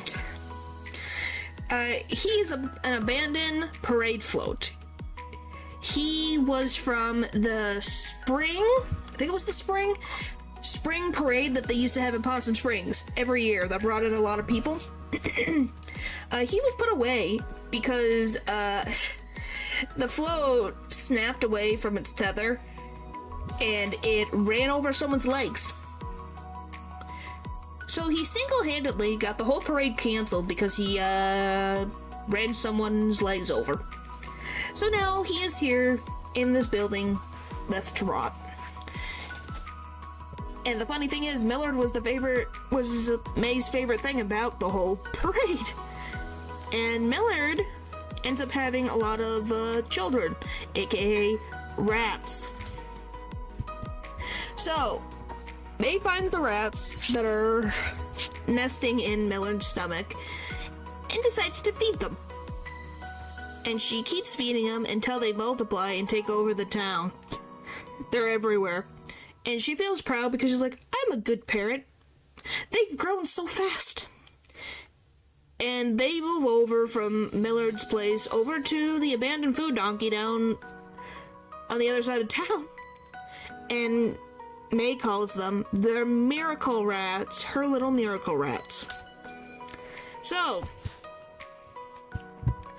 after she helps with childcare, she meets Germ. And they catch up a bit, being like, oh, how are you doing, Germ? And, so on and so forth. And then she goes to the party barn to go play some music. And now, this is where the game has the choices. Who do you hang out with? B or Greg? So, we're gonna go to May's got it. B's hangouts first, so we're gonna see the first four events? Yeah, it's 4 events. Okay. You guys ready? These is where most of the bulk of the slides came from. By the way, we're on a slide 113 and I have like 300 of these things. So, Hangout 1 is called The Old Gods of the Fort Lucine Mall. So, B and May decide to head over to the mall because May's like, I want to go to the mall. I want to see what it looks like after all these years. The mall is very empty. Lots of stores are shut down. And May's even upset that the carousel that she used to like as a child has also been gone because it was sold. And they go on this whole little banter of, where's this store? And then B goes, because of the internet, it closed. Well, there's one store that still is open that brings them right back to their teenage years. Yeah, well, they're kind of struggling in France. I think it's struggling all over the place. Just in general. And this store is called Uvolution or Urev. Urevolution or Urev. And they walk into the store and they's like, golly, I feel like I'm 16 all over again. And the funny thing is, she sees a familiar looking shirt hanging up for sale. I wonder. And then B tells her to be quiet. So, May decides to do a little crime and decides to steal a random belt buckle from the shop. And when that happens, she's dragged out by B being like, what the frick are you doing? Why are you stealing? You shouldn't be stealing. And then May's like, why don't you do it? It's your turn now. And after some convincing, actually pretty good freaking convincing for May, B goes to steal something now. So they head back into the shop, and May's distracting the clerk by talking about some random things like, why are you working here, and what's going on? How have you been the last few days? Why'd you pick this store? And blah, blah, blah, blah, blah. And B ends up stealing a random little necklace. And after B coughs, after she successfully gets the necklace, they leave. And she's going through an inner crisis of, I'm always the one who's telling people to not steal things and getting them in trouble. Now I've done it. So she's losing her mind. So, B feels sick from this whole ordeal of stealing that May's like, you'll feel better in a little bit. Let's walk around the mall some more. And they end up coming across the giant fish fountain. Excuse me, the fish head fountain. And this fountain, in the past, on a specific day, would just squirt people with water. It would always be the same day. And the thing is it's in the cafeteria, or the food court, excuse me, of the mall, and B looks up at the atrium, and it reminds her of something in the past, which was that when she was younger, she thought the atrium in the mall was where God lived. And she would always look up there thinking that God was watching them from down there. From up there, excuse me, not down there. Now, the mall has random abstract art hanging up in the atrium from the ceiling. And finally, after a while, the two decide that they're exhausted and they're gonna go get something to eat. So they sit down and eat, and they talk about two classmates of theirs, technically three classmates of theirs, and this wild story drama, which is back in high school, there were two girls that got in trouble for a big fight. And it was such a bad and nasty fight that one of the girls got their nose rings pulled out by the other. And it was because a football player got someone pregnant and got his girlfriend pregnant, who was part of the marching band, and they got along. And he dedicated a touchdown to his unborn child, like his soon-to-be born child. And then he dumped her after a week after that for a cheerleader. So, she took that very well. And somehow, years later, the marching band girl and this football player ended up meeting each other again, and they reconnected, and now they're freaking married. How that happened, I don't know. Well, May finishes up her food and is like, I'm gonna go wander a little bit more. B's like, okay, I'm gonna finish my food, so I'll be here. And May decides to climb on top of the abstract art. And she ends up finding a lever that goes to the fish head fountain. But yeah, it's pretty yikes. So May starts spraying people with water that randomly come by, and it ends up making B smile for the first time we've ever seen her smile. And they play along with the joke of May being God and telling Beatrice, you need to have fun and go get ice cream after you're done here at the mall. after B convinces May to return the stolen items. So they go and return them, and they head home. So another day, May hangs out with B because she's bored, and B's like, well, you can, but I'm going to do a job. She's like, oh, what's the job? Oh, I have to go do a house call for a furnace.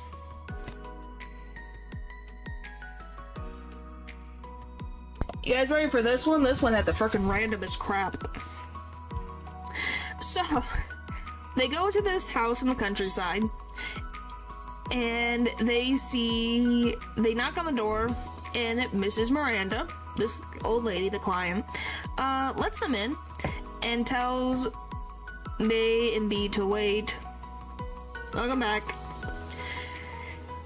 Well, she opens the door, they come in, and then she starts ranting about her deceased husband, Gene, and how she misses him. And May is like, looks at B and is like, what is she talking about? What does this have to do with your job of fixing the furnace? And the B tells her, just wait for it. Wait for it.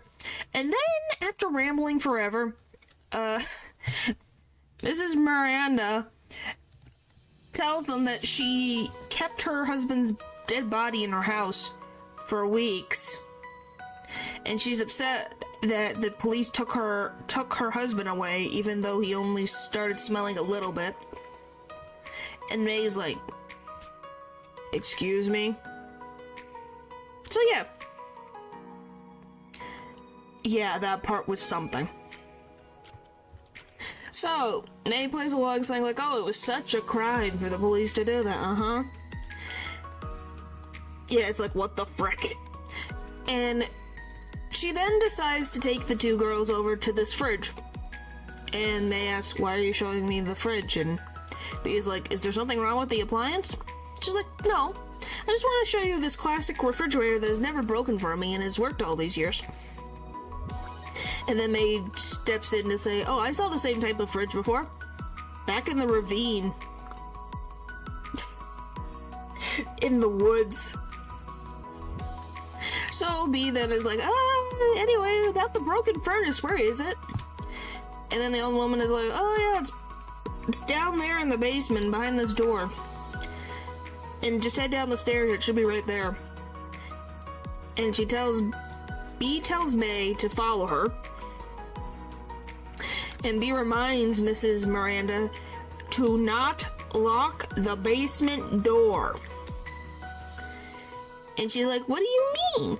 Why would I lock the door? Well, apparently, they previously had a employee sent out there to fix the furnace, and the handyman ended up being locked in Mrs. Miranda's basement. And Mrs. Miranda is like, what do you mean? I don't remember that happening. And B talks about how she literally got a call from the handyman from her basement to go get him. And then she said the guy smelled funny. So I think she's trying to avoid the question.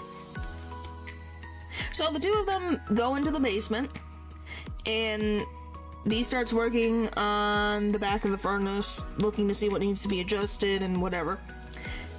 And May decides that she's going to fix the furnace, but with her own invention. So she just grabs a bunch of random pieces from the basement and connects them all with a fishing pole line. And when she's like, I finished, and B finished the furnace, she shows B her invention that just falls apart completely. So the furnace is working, and B goes to open the door. The door's locked. And she's knocking on the door, trying to get Mrs. Miranda's attention, but she's not listening. So she's trying to loosen the knob with the screwdriver that she has.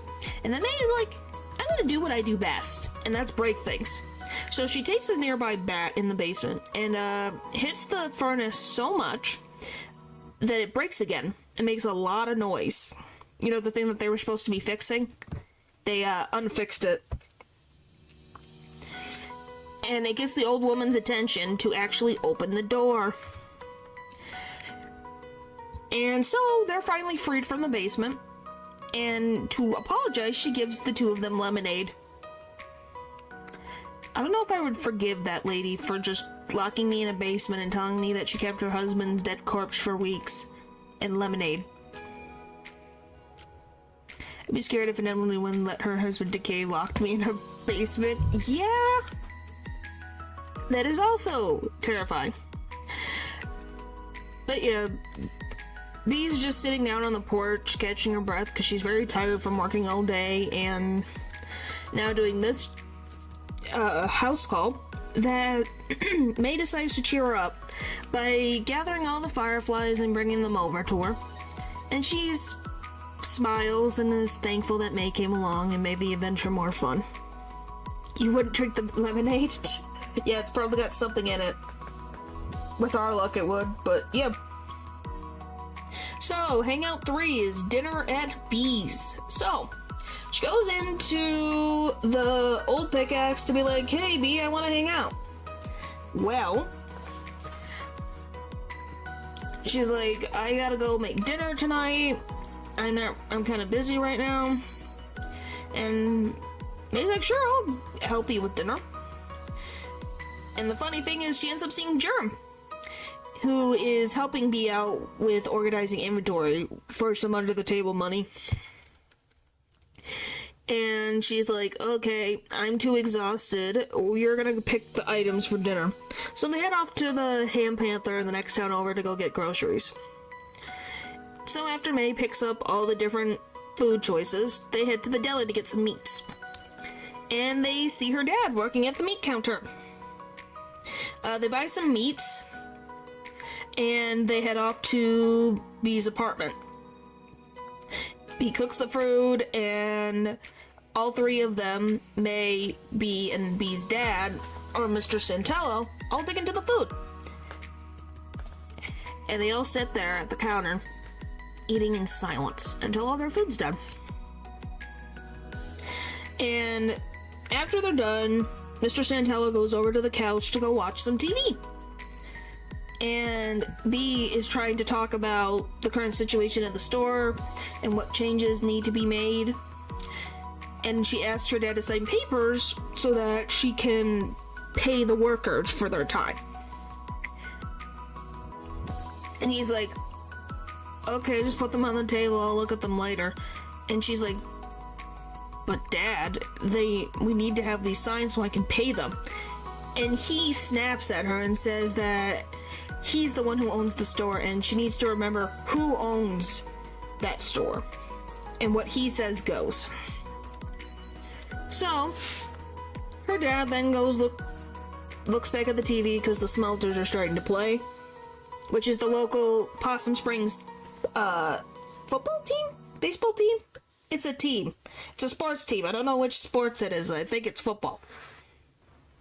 Or American football, I should say. And Bee just gets up from the couch and leaves to her room without saying anything. And May decides to follow Bee and see what's wrong.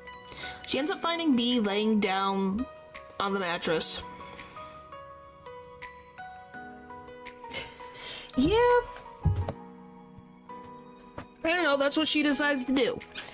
I can't really judge her because that's the choice she decides to make. You know? But yeah, Bee's laying just on a mattress that isn't, like, covered in sheets, surrounded by boxes. And she talks about how her family moved in here 10 months ago, and she still hasn't unpacked everything. And she finally expresses everything about why she acts sometimes not nice to May. You missed quite a bit. We're just talking about May and Bee's relationship as friends. So Bee finally lets it all out. She's upset that May gets to experience college and do all these things that she can't, and then threw it all away just because it was a little bit of an inconvenience. She's like, how dare you get this? You are so lucky, and you throw it away. I would take it in a heartbeat. And she opens up about all the pain that she got from her mom dying her senior year and all the things that changed. And that that whole year changed everything. She had to take over her family store. Her dad had a breakdown that he still hasn't recovered from. And that even the people she works with at the store are not great either.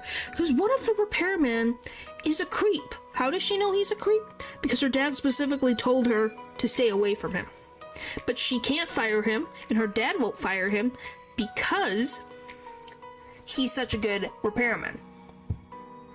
And she just lets out all of her frustrational issues until she just lays back down and May just decides to leave. Experiencing college sharing an experience, one that many hate and find pointless. Well, the point is she never got the chance. That's the thing.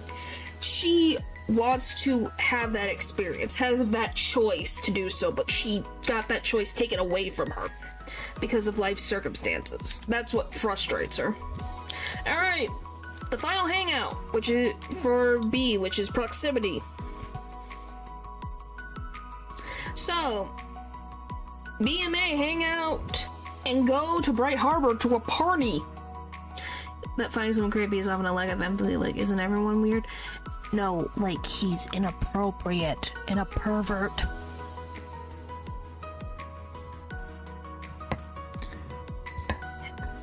That type of creepy.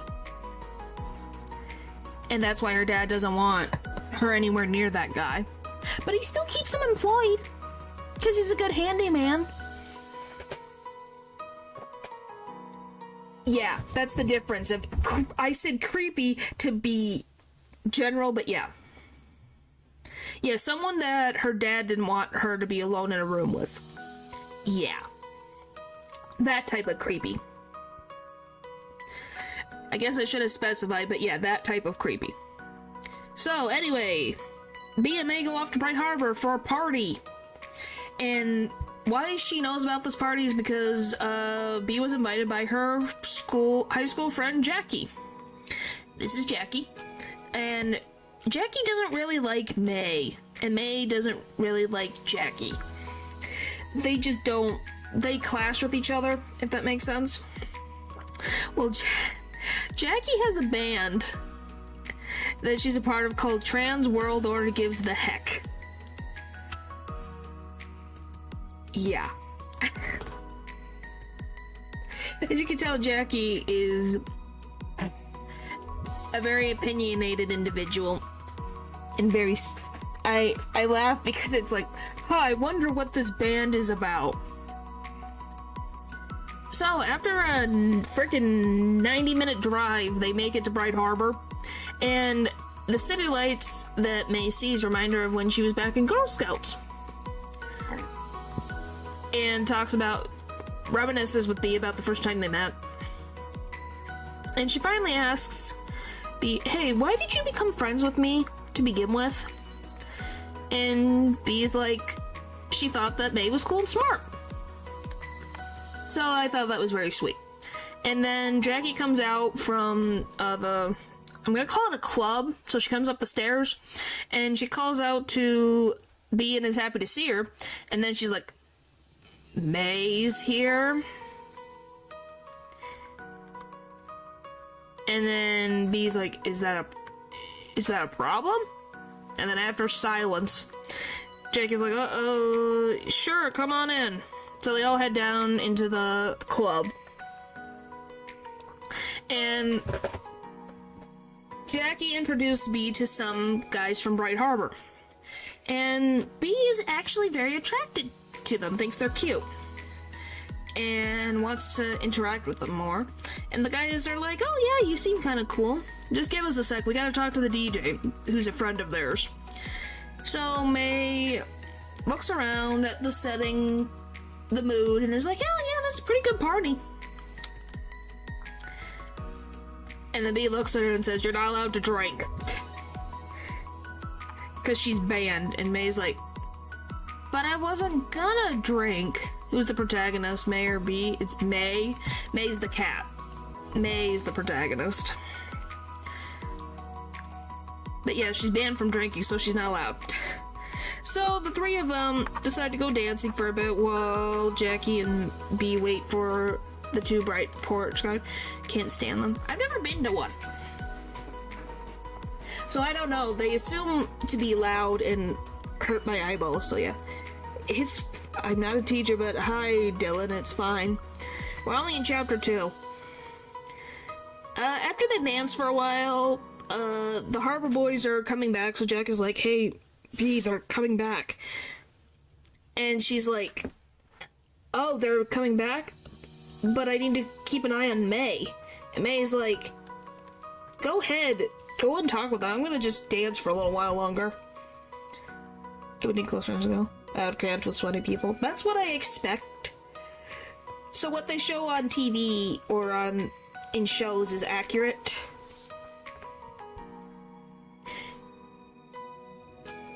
I'm here with my headphones in my room. Yeah.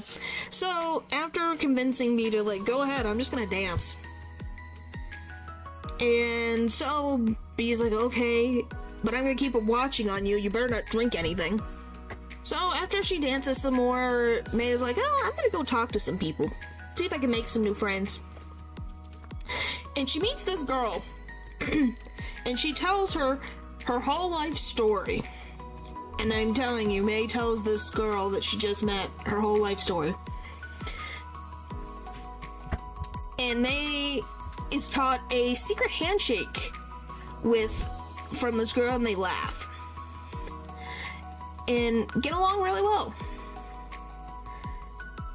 The clubs, but I'm leaving soon, yay. So, after talking a while, she's like, I'm gonna go check on B. Maybe hopefully she's doing okay. So she goes back over and sees that, oh, they're still talking with the Harbor Boys. And B is laughing and smiling. Seems like she's having a good time. Well, B asks the one guy, one of them, oh, hey, what are you majoring in? And he's like, oh, political science. And, you know, B asked the question and was trying to, you know, do follow-ups and get to know him better. Well, May decides to, insert herself into the conversation. And is trying to show off to these, what she thinks are rich guys, and is like, oh, B is so cool and all these different things. She's so much cooler than you, and ends up revealing that that B's not even from Brightport. Everyone goes home before me because they ignore me when I complain about wanting to go home. Yeah, that sounds like a boss. Your boss is just as fun as mine. Anyway, so the Bright Harbor Boys start asking B questions of like, oh, are you actually a college student? And all these different things, and she just gets so overwhelmed about being caught lying that she's at a college that she just runs out into the city. And Jackie runs after her with May following close behind. As don't send home. Well, I was joking about mine. He's actually pretty important. People often make fun of him, but you should learn a bit that makes you good at civics. Yeah, I don't think it's bad to have a degree. I just think May just finds college students stupid. So, Jackie ends up confronting May about the whole revealing about B's life. And talking about how these parties are what B looks forward to. And it's something that makes her feel normal. And now she's in the city that she isn't too familiar with, all on her own.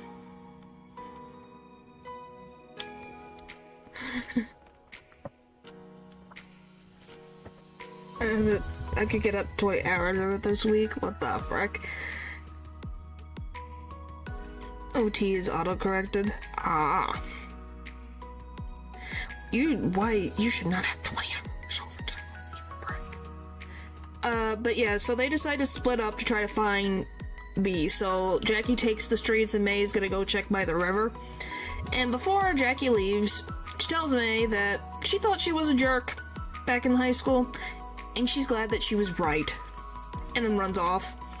So May goes to climb the wall, but the only way to get up there is for her to find a car that she can jump on to get up to the wall to get to the other side. And she goes to a nearby car and was going to use it to jump off, but its owner, a goth, is right there, and they argue back and forth, and May gets more and more frustrated until finally he gives up. So then she scales the buildings and ends up and finds Bee near a river and asks her, "Why did you run away?" And Bee's like, opens up about what these parties do for her, which is makes her feel like she can forget her hardships for a couple hours. It feels like she's living the college life that she really wanted and can't have anymore. And she confronts the fact that yes, she's jealous of May because she got to go to college, and is upset with her leaving and not explaining why, because it just feels like she just dropped out just because and not for actual reasons, because she never told anybody why she dropped out. She just said she dropped out, even though there's more context added to it, and why she still does this job and doesn't decide to just leave her dad is because she wants to keep her family that she has together. Extra 500 balloons in my bank account, though. Yeah, but if you're too exhausted, then how can you use it? And she takes care of her obligations with the store and everything that she needs to do, but still dreams of the normal life that she wanted to have. So they sit there next to each other and just sit there in silence and look off onto the river. Don't know Tremendous dreams. What the frick? Oh my goodness. And May promises that she's gonna be a better friend to Bee. And she encourages Bee to not see her life as embarrassing and to be proud of what she's accomplished. And just to understand that she's not doing the most normal route that people her age are doing, but she's done a lot more than any of those college students that she was talking to. And Bee ends up apologizing for her attitude against May, and May talks about how their trip to the mall and all, like, oh, a milkshake sounds good right now. And then all of a sudden, May's like, I forgot to ask that handshake girl her number. And it was like, May's like, we're definitely coming back to Brightport. I need to get that girl's number. So that's all of Bee's hangouts. This is Greg's. Alright, the first one is literally called Crimes. This is what you guys haven't seen, so you guys get to see Greg's route. So, Angus is going out for the night, and Greg is like, hey May, you wanna go do some crimes together? And she's like, yes. So then they go down to the Food Donkey, which is a store that used to have, I think it was a big food place that had animatronics that has been closed off and has a parking lot that goes on for miles. So they go up to the door, and Greg tries to push open the door, but it doesn't open. So then he looks into the building, he thinks he sees something and waves his arm wildly to the person inside the building, and they open the door, and May is not happy.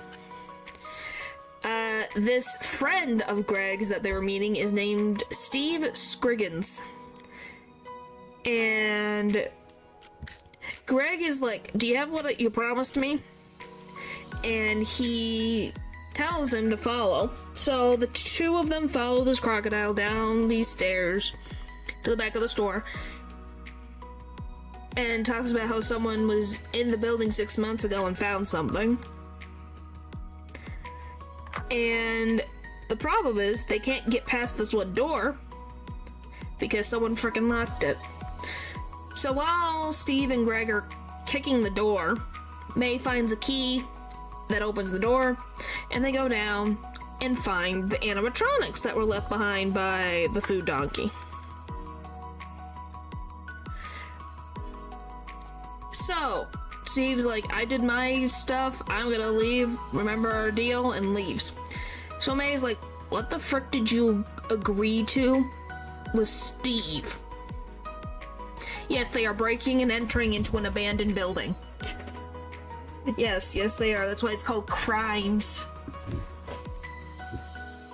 And what the deal was is he gets to take an animatronic,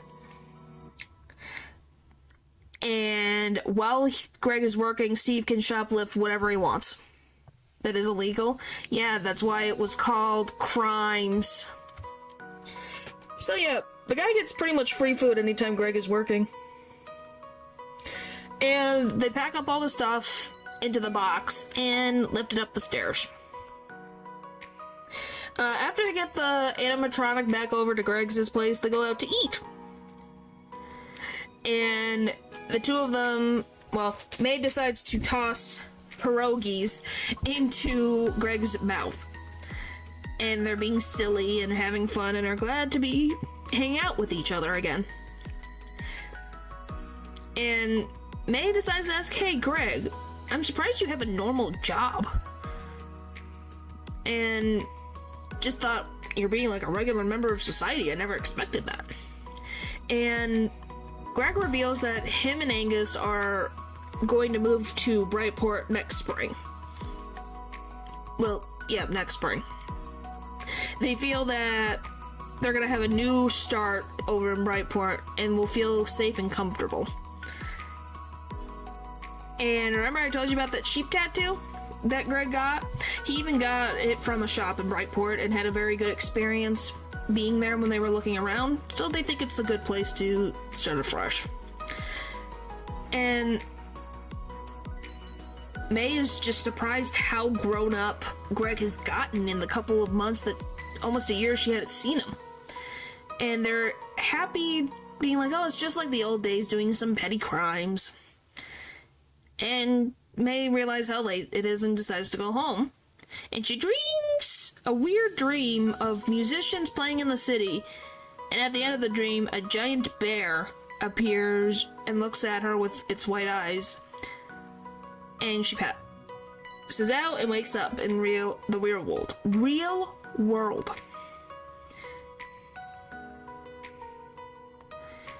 No, there's Bright Harbor and Brightport. They're two different things. Did I say something else?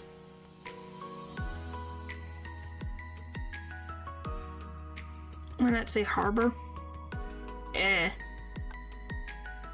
guess harbor. There you go. Well, we're not gonna really be talking about that anymore anyways. Anyway. So the second hangout is called Mechanics. Did I say Brightport? I meant to say Bright Harbor.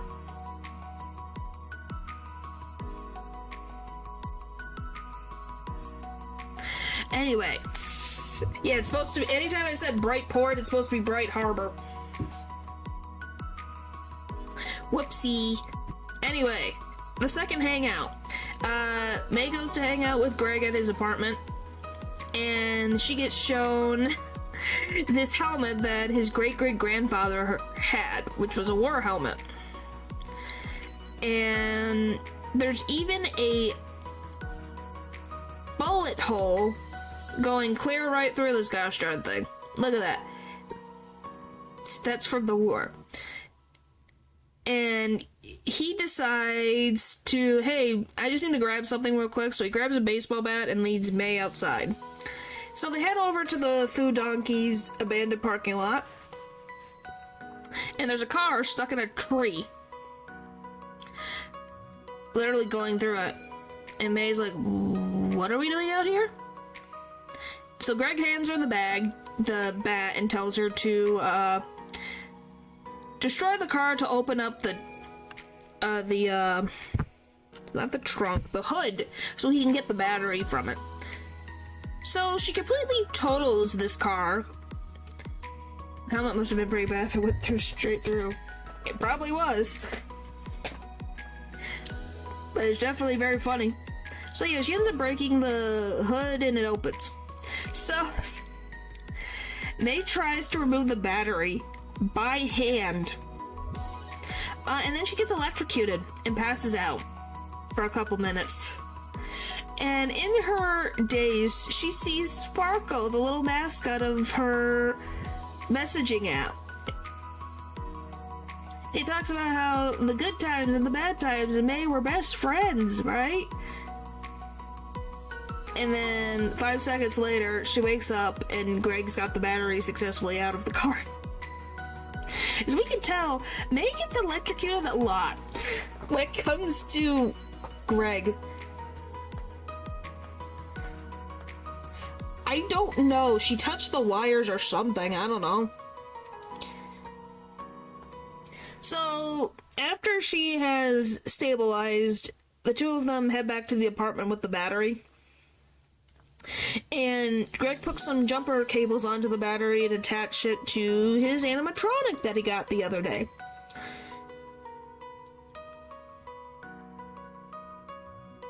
No, I was saying, I don't know. I'm assuming it's the wires. She does run on electric wiring a lot. Yep. Maybe she's just freaking got a lot of static electricity. But yeah, while he's putting the battery together, he tells May to pick out some arms and legs for this robot from the spare parts. And after she's done setting up the arms and legs and puts it properly onto the robot, Greg just starts to give a heart-to-heart. And that he only really worked all the time until May came back. So he never really did a lot of crimes or things while May was gone. Are you having fun, Matthew? So Greg wants to be like the one that May remembers from a year ago, but doing something good, not causing trouble. And he decides to make this robot be a gift for Angus since he likes robotics and everything. Yes, this is how I have fun. Well, I'm glad. So he decides to make the gift, this animatronic, be a gift for Angus.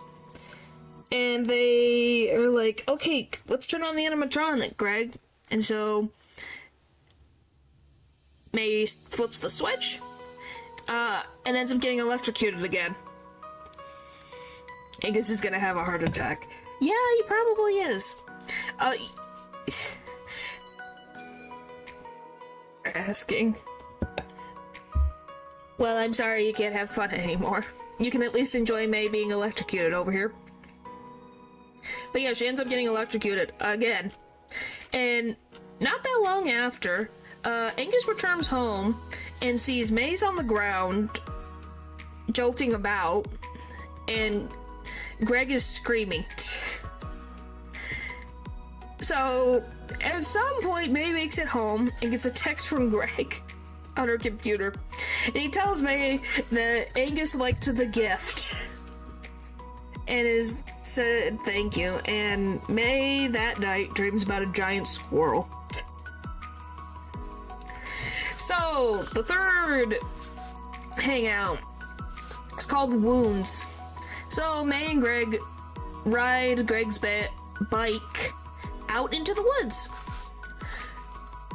because he wants to show her something out in the woods. So once they make it into the woods, they decide to have a knife fight that Greg just has his knives with him. And they go back and forth stabbing each other's hands. They don't stab each other, they stab their hands specifically until all their hands are covered in cuts and are like, okay, that's enough. and they find a log that's just hanging out over this. It's not like a big little ravine, it's like a dried up river spot.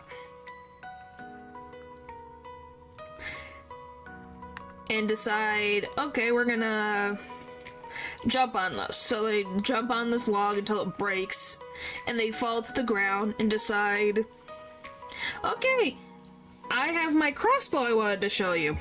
And shoots this nearby dummy that he put out in the woods for target practice. But yes, this is what they did. Look at this.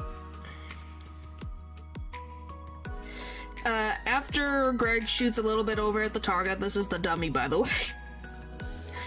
He's like, here, May, it's your turn, you can try it.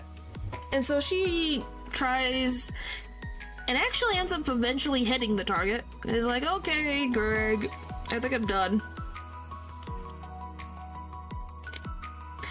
Yeah, that's just what apparently they've done this before. Foreshadowing can't be subtle. Can be subtle, yeah. So they both decide to walk by to a nearby lake, and May asks Greg if something's going on, because it was like, why'd you suddenly ask me out to go into the woods and do all these random activities? Is something wrong?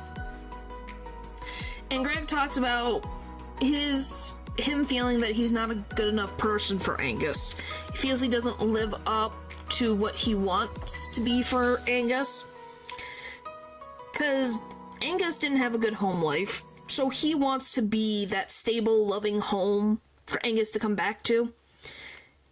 And he feels he's not living up to that. And he also talks about how him and Angus have actually been arguing a lot more lately. And feels like he is compared to parking lot trash with no future in comparison to Angus. And Greg talks about his fear of losing Angus because he's not enough.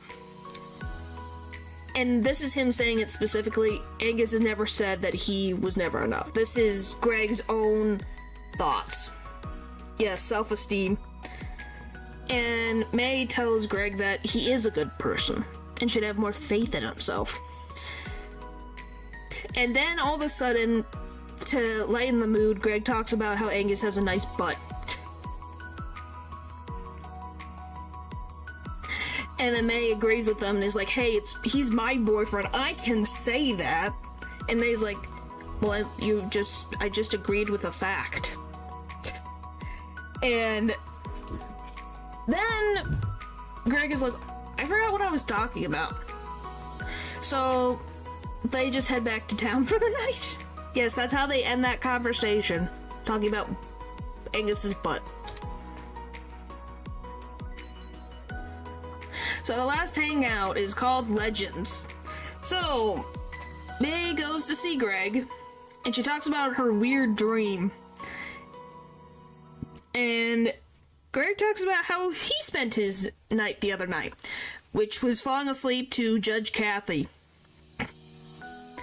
And the two of them decide to go back to his apartment and to hang out, and May greets the animatronic that's still on the couch to this day. And he brings up how B has given Angus the car for tonight so they can drive out of town if they want to do something. So she asks Greg, hey, do you think we can go to Donut Wolf? I haven't been there since I came back. So Greg goes over to Angus, who's, on the other side, and is like, hey, do you think you could take us to Donut Wolf? And he agrees after some silence. Why are you laughing? What, the fine? Yeah, see, for Angus having to drive. Yeah, well, would you trust Greg to drive? Genuinely, would you trust Greg? We adore Greg, but I don't trust him. So Greg shouts for all of them to ride the chariot. to the chariot, and May joins in and being silly. Oh heck no. So yes, Angus drives because May doesn't have a license. So your options are Greg or Angus. That's my point. Angus has to drive. Yes, he has to drive. So, while on the car ride, May and Greg talk to each other and randomly talk about, oh, how many people have you kissed, Greg? And back and forth, back and forth. And then May looks over to Angus to have him join in the conversation, but he doesn't say anything. And it's a little bit later, Angus ends up hitting a pothole, and a tire gets flattened. And they get out of the car to look at the damage, and the couple starts arguing with each other. And Angus finally snapped and talks about all the issues that he's been having, which is that he feels he's the only responsible one, and that he's cleaning up Greg's messes, and he shouldn't have to do this all the time, and just as frustrated at the situation of them now being there with a flat tire, and none of them have any phones to call for help. Because if you didn't know, Possum Springs has really bad Wi-Fi that does not exist. Except for in rare places. So, May decides to wander around, like, check B's car to see if she can find a spare tire while the lovebirds are arguing. And May's like, I found the spare tire. And Angus is like, okay, good, at least there's a tire. And he's gonna fix the tire. And May's like, oh, I can help. No, I'm gonna do it. So he changes the tire, and then they head to Donut Wolf. And Greg and May are still talking with each other with Angus being silent. I get why he'd be fed up. Yeah. But is it really now the time or place with May here? Like, is this the time to be doing this, you know? So, Angus is still very quiet and tense about the whole conversation, and so is Greg. So,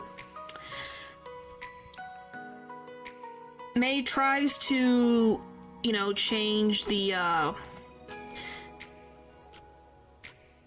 whole... My brain, golly. Tries to lighten up the conversation, but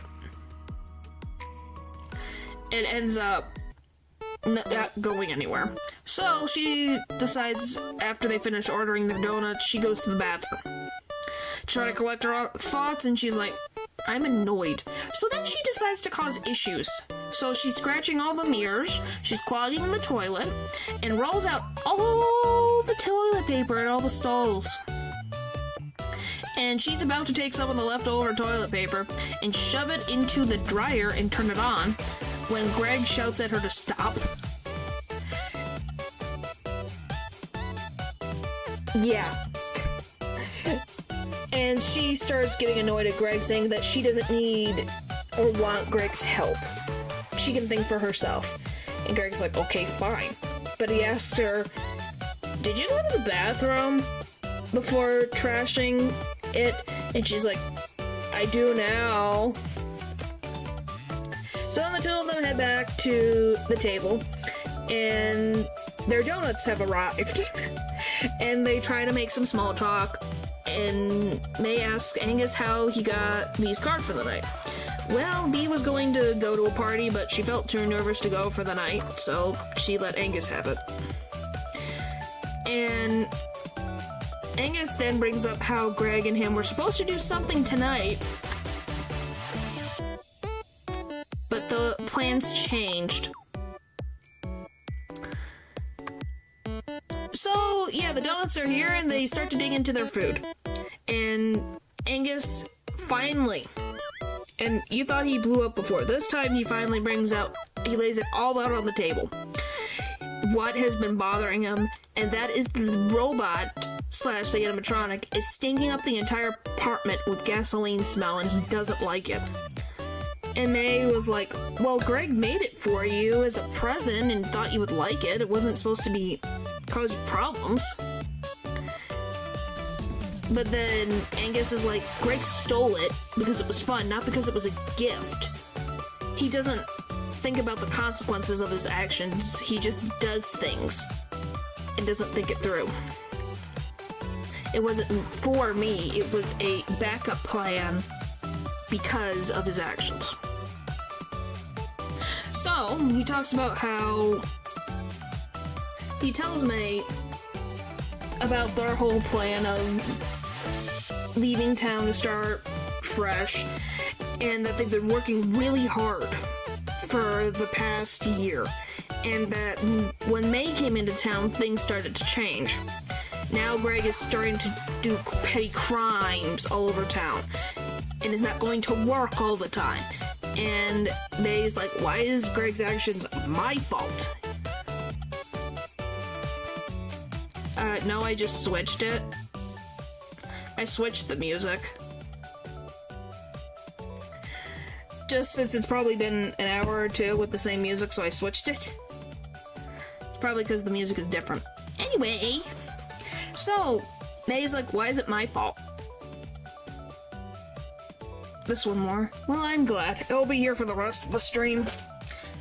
But yeah, she's asking why is it my fault, and Angus stares at her in silence. Yeah, why is it her fault that Greg is doing petty crimes when coincidentally he started doing all this when she came back? You like this music best? Well, I'm glad. So, the silence returns, so May eats another donut and then just ends up puking it all up. I mean, she is a bad influence. Yeah, I'm pretty sure that's just what Angus is saying, is that she's a bad influence on Greg, in some instances.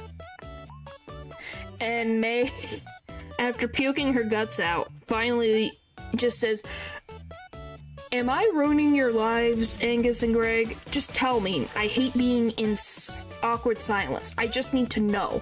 Tell me what is going on. Please, I hate it. I'd rather be hated and told about it than silence.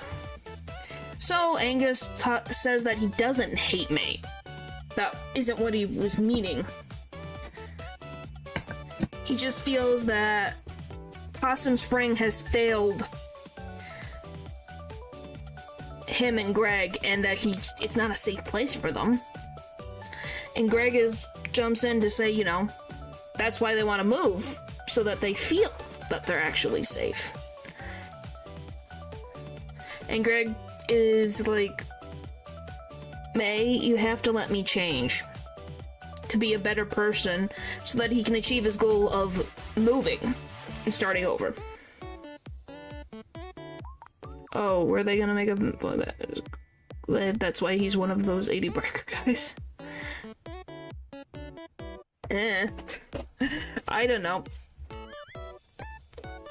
And then Angus tells May that he apologizes for his attitude and hope that she realizes he wasn't meaning that she is ruining their lives.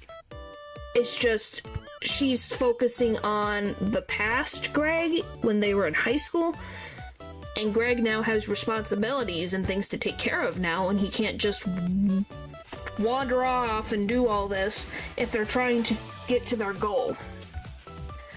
And so May and Greg agree to keep those actions of crimes as past memories and just remember them as the good old days.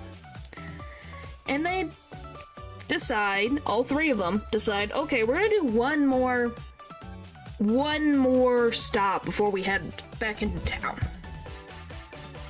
So they go back to the apartment and they pick up our animatronic that never worked and caused May so many issues. And they put it into the car and they take it out into the woods. And they put it on top of a big rock. And they're gonna leave it there. And Greg and May are teasing each other and, that back and forth banter. And Angus joins in and surprises both of them like, wow. That was freaking wild. And then they all go back to the car to leave for the night. And here's the funny thing.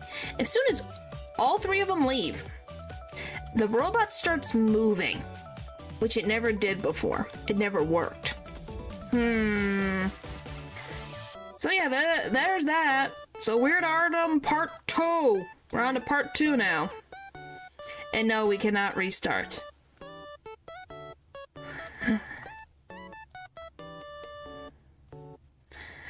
Alright, anyway, part 2.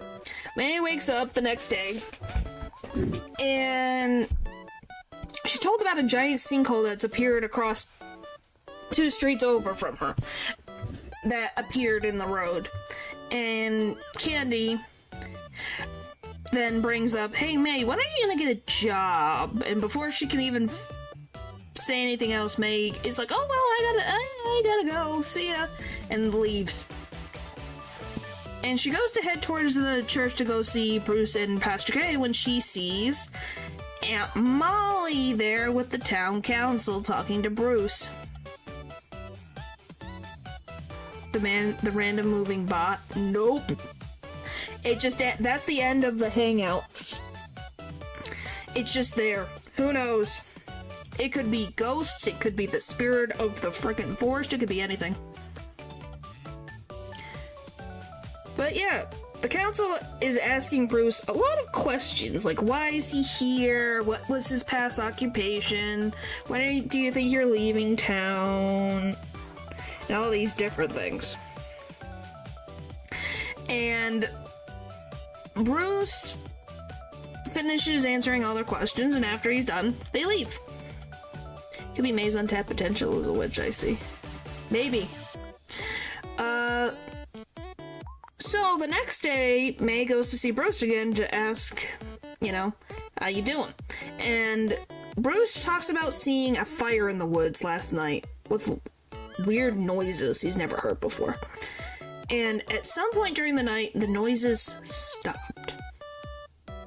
And he asks, hey May, do teens hang out at the water tower at night here? And May's like, yeah, that's the typical spot where teens hang out. And Bruce is like, I hope that's all it was. And it just teens being silly and it's not something else going on. And then he's like, that he's being too worried about it, and then heads back into town. And May decides to hang out with Lori for a little bit, and heads out to the train tracks with her. And they talk about... Okay, let me say this. So the two of them decide when they're walking, they lay on the train tracks. And when the train comes by, they move their legs, so that when the train goes by, their legs aren't cut off, and then they put them back. And then Lori starts talking about how sometimes she wishes she could be a monster because she thinks that sounds cool. And they just start bonding about their love of horror movies and that May relates to Lori's thought of being a monster sometimes. And she's like, oh golly, it's gotten late, I need to head out. So Lori and May say goodbye to each other and head back towards home. Well, she comes across Germ on the way, and Germ talks about, hey, can I talk to you for a bit? So they go to the Food Donkey parking lot, and he talks about how ridiculously huge this lot is. Like, it's ridiculously huge. And Germ talks about how this lot eventually will have nature take it back over because it will outlast them. And then he's like, I'm done talking for the day, and I'm gonna head home. See you later, May. Then he leaves. But so May gets home and sees the boxes underneath the stairs to her bedroom. So she asks her dad what it is. Fair enough, an assumption. Yep. So she asks her dad, hey, what's this? And he talks about it being a crawl space. So she has her dad move the boxes out of the way, and she goes into the crawl space. And she ends up finding a safe that she puts a code into and finds a golden tooth inside this safe that's from her grandfather that she pockets because.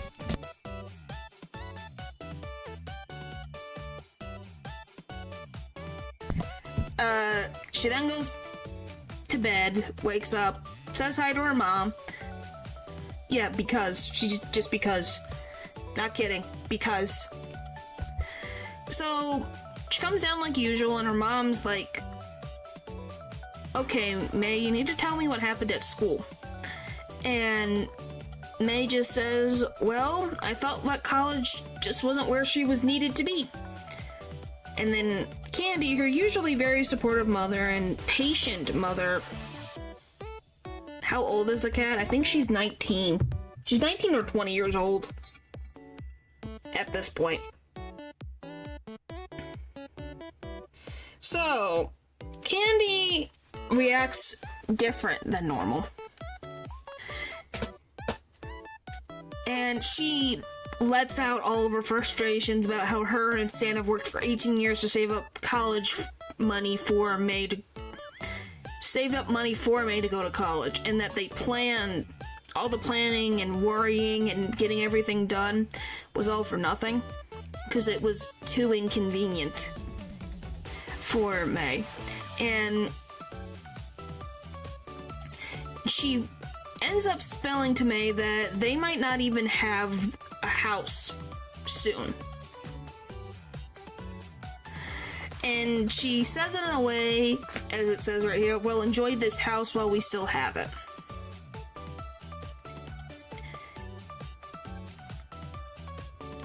Alright, and so Candy tells May that she shouldn't have to don't care about the money problems because she never cared before, so why start now to care? And May counters back at her mom and is like, you're projecting onto me about what you never got to do. You never got out of this town, so you're forcing it on me to do it.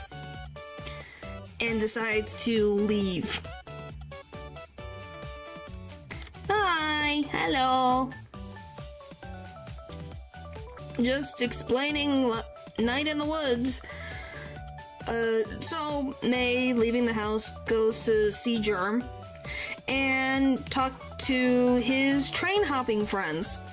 And she asks them, hey, have you seen a cat named Casey? And it describes him. And they say no, but when I go back on the train, I'll see if I come across anybody, or if I find someone that looks like that, I'll tell them that May said hi. Well, yes, but there's, like I said, there was a reason why she went away from college. Not because it was too difficult, it was an actual reason. She just hasn't told anybody. So, after May talks with Germ for a bit, she goes back home so she can get ready for Harfest, which is their version of Halloween. And she gets all dressed up in her little witch costume and from a game she likes, and she watches the Halloween parade and plays some of the booth games. So one of them is throwing water balloons at this town council with cardboard. And she makes it over to the old pickaxe to, see how Lee is celebrating Halloween, or Harfest, and the crocodile is completely panicking because she's regretting putting on the Possum Springs pageant that they have every year, and that she has 3 no-shows for this play, and she asked May to play the witch character because she's desperate. Most fun I've had in the game. Yeah, I think everyone does. Yeah, I don't disagree with you. I think it's the fact of the matter that she went there, spent almost a year there, and then said no. That's what I think. It's not the only thing, but it slightly bothers her parents that she hasn't told them anything. Point is, she has some mental issues that make it very hard for her to go to college, and she doesn't tell her parents this stuff, so the parents just think that she just decided, no, I'm not gonna do it. And her parents were forcing her to do the right thing. Yeah, I'm not saying that they're both wrong. It's just May needs to communicate better and tell them that it was an issue. Because then they wouldn't have gone through all of this. If she was honest with them and saying, hey, I have a problem. The issue I had back in high school has come back, and I don't feel safe or like I'm living my life at college. It's supposed to be based off some realistic stories from some of the developers of the game. So yeah, just because they're animals doesn't mean they're pretty much... The animals are used as just a colorful way to show off the stories, I guess. So, 10 minutes later, the play goes on. And there's no issues, thankfully. Even Greg got pulled in by Bee to play a role because she really needed help. And the play talks about the founding of Possum Springs. And what happens in the story, which is not technically accurate to the actual historical thing, but it was just added to add more flair, is that the two people who settled the town end up getting cursed by a witch. And the witch curses the nearby spring that the settlers drink from to kill anybody who drinks from it. And she gets told off by a forest god that her terror will not last forever, and she gets chased off into the woods and never seen again. Lesson the game is trying to tell you: dialogue is king. Even if you telling no sense, they still say it. Well, yes, because telling them, they would understand that something is going on. Because without telling them, she just seems like a bad person who just didn't tell anybody anything and decided. What happened to the golden tooth? Why can't we restart? Because it would take too long. What happened to the golden tooth? It's just in her pocket. It comes up later. You'll see. It happens near the end. So you'll see the golden tooth again. But yeah, they end the play successfully and everyone had a good time. After the play, everyone leaves the store for the night and go their separate ways. May wanted to hang out with them, but Greg has to go is having a movie date night with Angus, so May can't come along, obviously. And Bee has to go to a buffet with the Chamber of Commerce for the night. So May ends up being by herself while her two friends leave for the night. And while she's thinking of what to do, she ends up seeing someone get kidnapped by a person in the shadows with the helmet on. And she chases this figure all the way to the beginning of the woods. And she stares down this silhouette in the fog on the other side of the fence when Aunt Molly catches up to May and tells her to go home. May explains that she saw someone kidnapped and saw them go into the woods. Well, Molly is a little bit skeptical about that because how did someone holding someone that they kidnapped was able to climb a fence with no issues and get on the other side of the fence before May even got there? And May's like, I don't know, it might have been a ghost. And then Molly disregards that weird assumption and just takes May back home. And May gets undressed from her costume and goes to bed, and she dreams about walking in the woods till she comes upon a well, and then she wakes up. So yeah, that's part 2. That's 2. Alright. Any other questions about chapter 2 so we can get into the rest of them? Because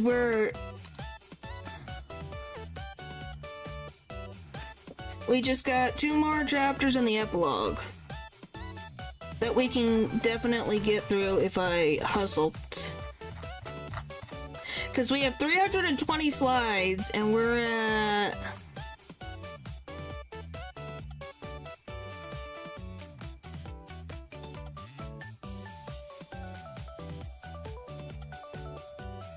$205. We'll make it.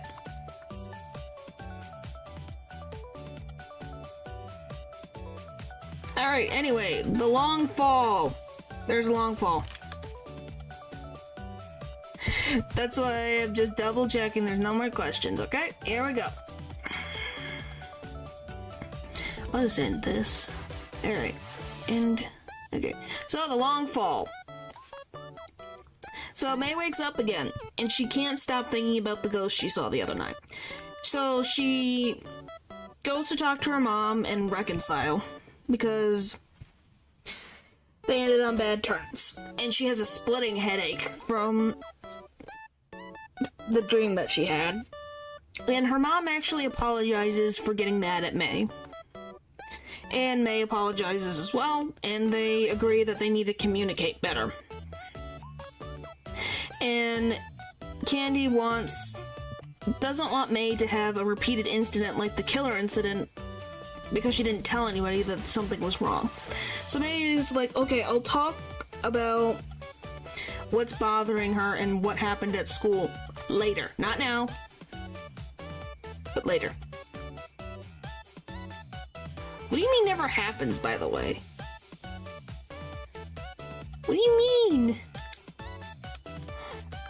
Oh, you mean people apologizing to each other like this? Well, the Borowskis are different. And so Candy, where May's mom talks about her and Stan smoothing things over after the killer incident, you know, how they're paying for a lot of things, and how they took mortgage on their house that they thought was a good deal, but it wasn't. And now the bank owns their house, and they're in severe debt.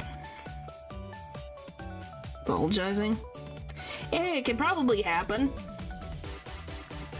And May asks, so, yeah, she's told about what her family's going through, and that Candy tells her that her and Stan will figure things out, and she doesn't have to worry about it. They'll figure something out. So she heads out, and asks around town, hey, do you know anybody missing? But no one talks about anyone missing at all. So then she goes up to the church to ask Pastor K. But she ends up seeing her and Bruce talking. And she talks about having an opportunity for Bruce, like something that she's going to talk about the town council about.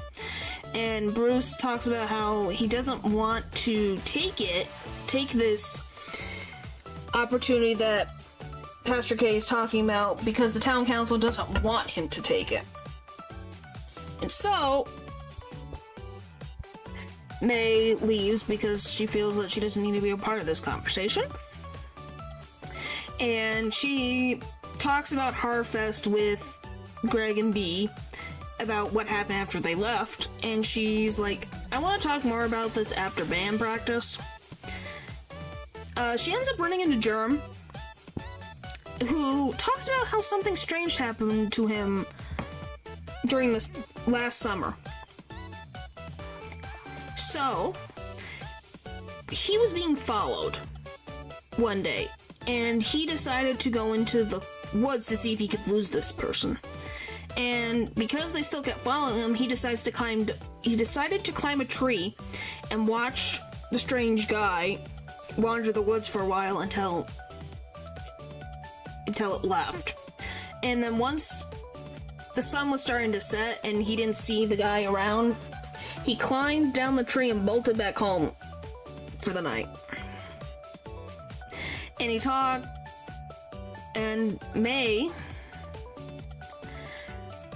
talks about, okay, excuse me, they follow that no one who would be missed clause pretty loosely. Well, it's in their regard, so it's their term of what would be missed, but yeah, that's their quote-unquote clause. Anyway, so May was like, that's really strange. And she ends up talking to Aunt Molly to be like, hey, I wasn't lying about last night, I really did see this thing.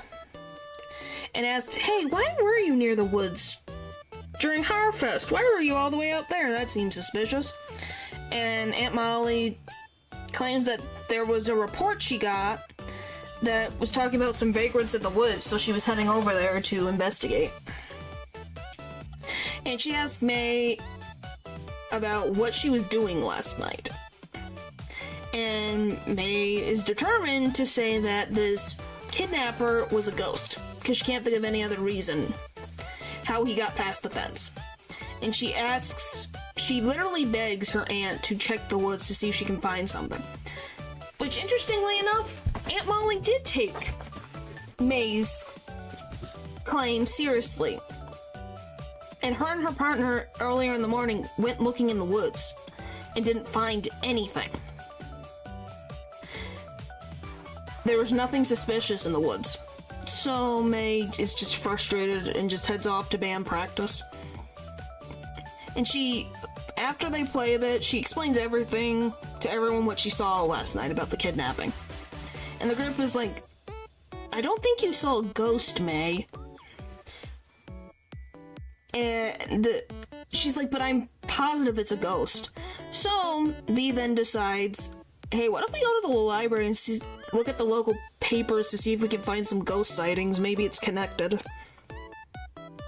So the dynamic duo over here go to the highest floor in the library to look at microfiche papers, and they find 3 different places to check out in town: the Historical Society, the graveyard, and a cliffside called Possum Jump.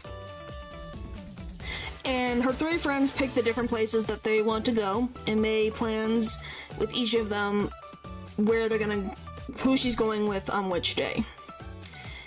And after they figure out all the planning, she goes home and dreams about climbing buildings that are on their sides and flying fish.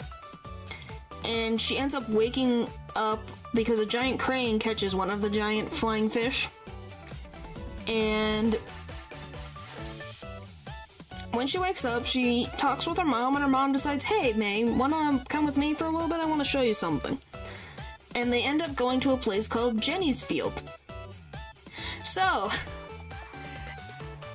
apparently Candy went to this place when she was younger with her friends, and this field was named Jenny's Field because of a story about a mom and a daughter named Jenny wandering this field. Well, one day, the daughter runs ahead of her mom, and all of a sudden she disappears. Versus, it's not a ghost. Versus, it's not a ghost. Yep. Well, what happened to the girl is that she actually disappeared into a sinkhole. But they never found her or her body. So, that's kind of weird. She fell into a sinkhole, but they can't find anything. Well, May and Candy tease each other and just have a good time hanging out with each other. And her mom even jokes that since May didn't fall into a sinkhole when they arrived, because where the mom went to go, she saw her daughter walking ahead of her. They were with each other. Her daughter walked ahead of her and then disappeared. So obviously she went over to see where she was, and there was a hole. I guess she may have fallen into the wrong sinkhole. Yeah. But yeah, they could never find her. But yeah, they like to joke, like, "Oh, I guess my daughter didn't fall into a sinkhole, I guess I gotta keep her." And Candy opens about wanting to make fond memories of May and to communicate with each other more. So May promises to spend more time with her family so that, they can have good memories together. So May goes to see Germ, and Germ wants to introduce her to someone. So the two head to the beginning of town, literally where the entrance side is, and there's a bridge. They jump into the empty river, and she gets led to this little cave where she meets Rabies, Germ's little friend that he met after the flood a couple months ago. And this possum kept coming back and became friends with Germ. So now, this possum now is May's friend. So, she goes to see Bruce, and he talks about heading east tomorrow. And that he's apparently gonna go see his daughter, and his family's waiting for him, and they got a whole big sign, and they're missing him. So he wants to leave. And Bruce tells May, hey, don't tell Pastor K I'm leaving until tomorrow, when I'm already gone. And he tells her that the reason why he doesn't want her to know is because he feels he's bothered Pastor K by sticking around, so he just wants to get out so that she tries not to convince him to stay. So, as she leaves, Bruce thanks May for taking time to talk to him. And he reassures May that he'll take care of himself and to not worry.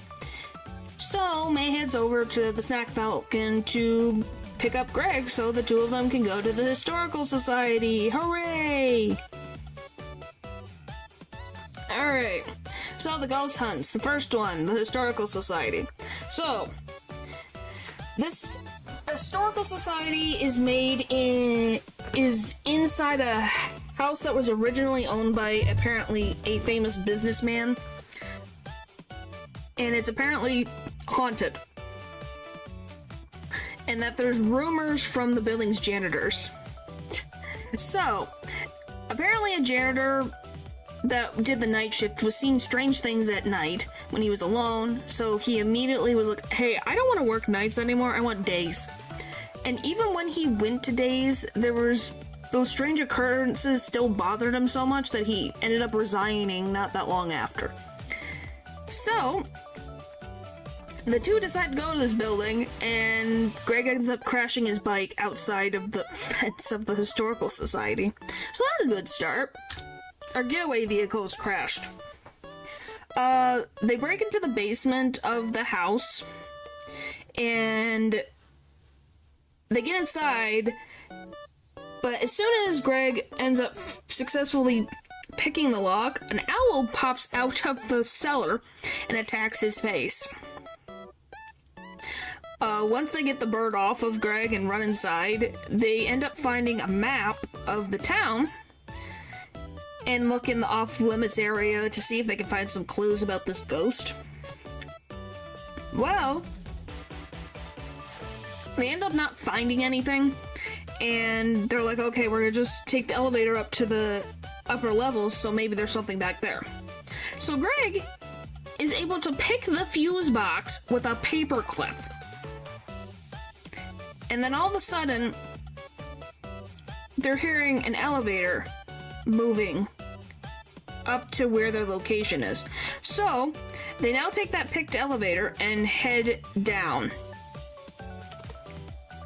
And they keep elevator hopping until they end up in this room in the attic.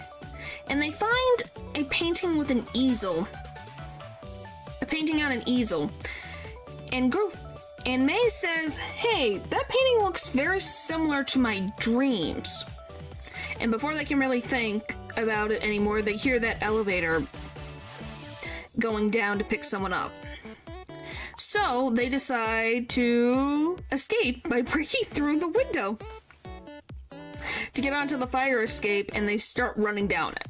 Now, while they're running, May sees this shadow that looks like the one that kidnapped that one kid on Harfest running through the building.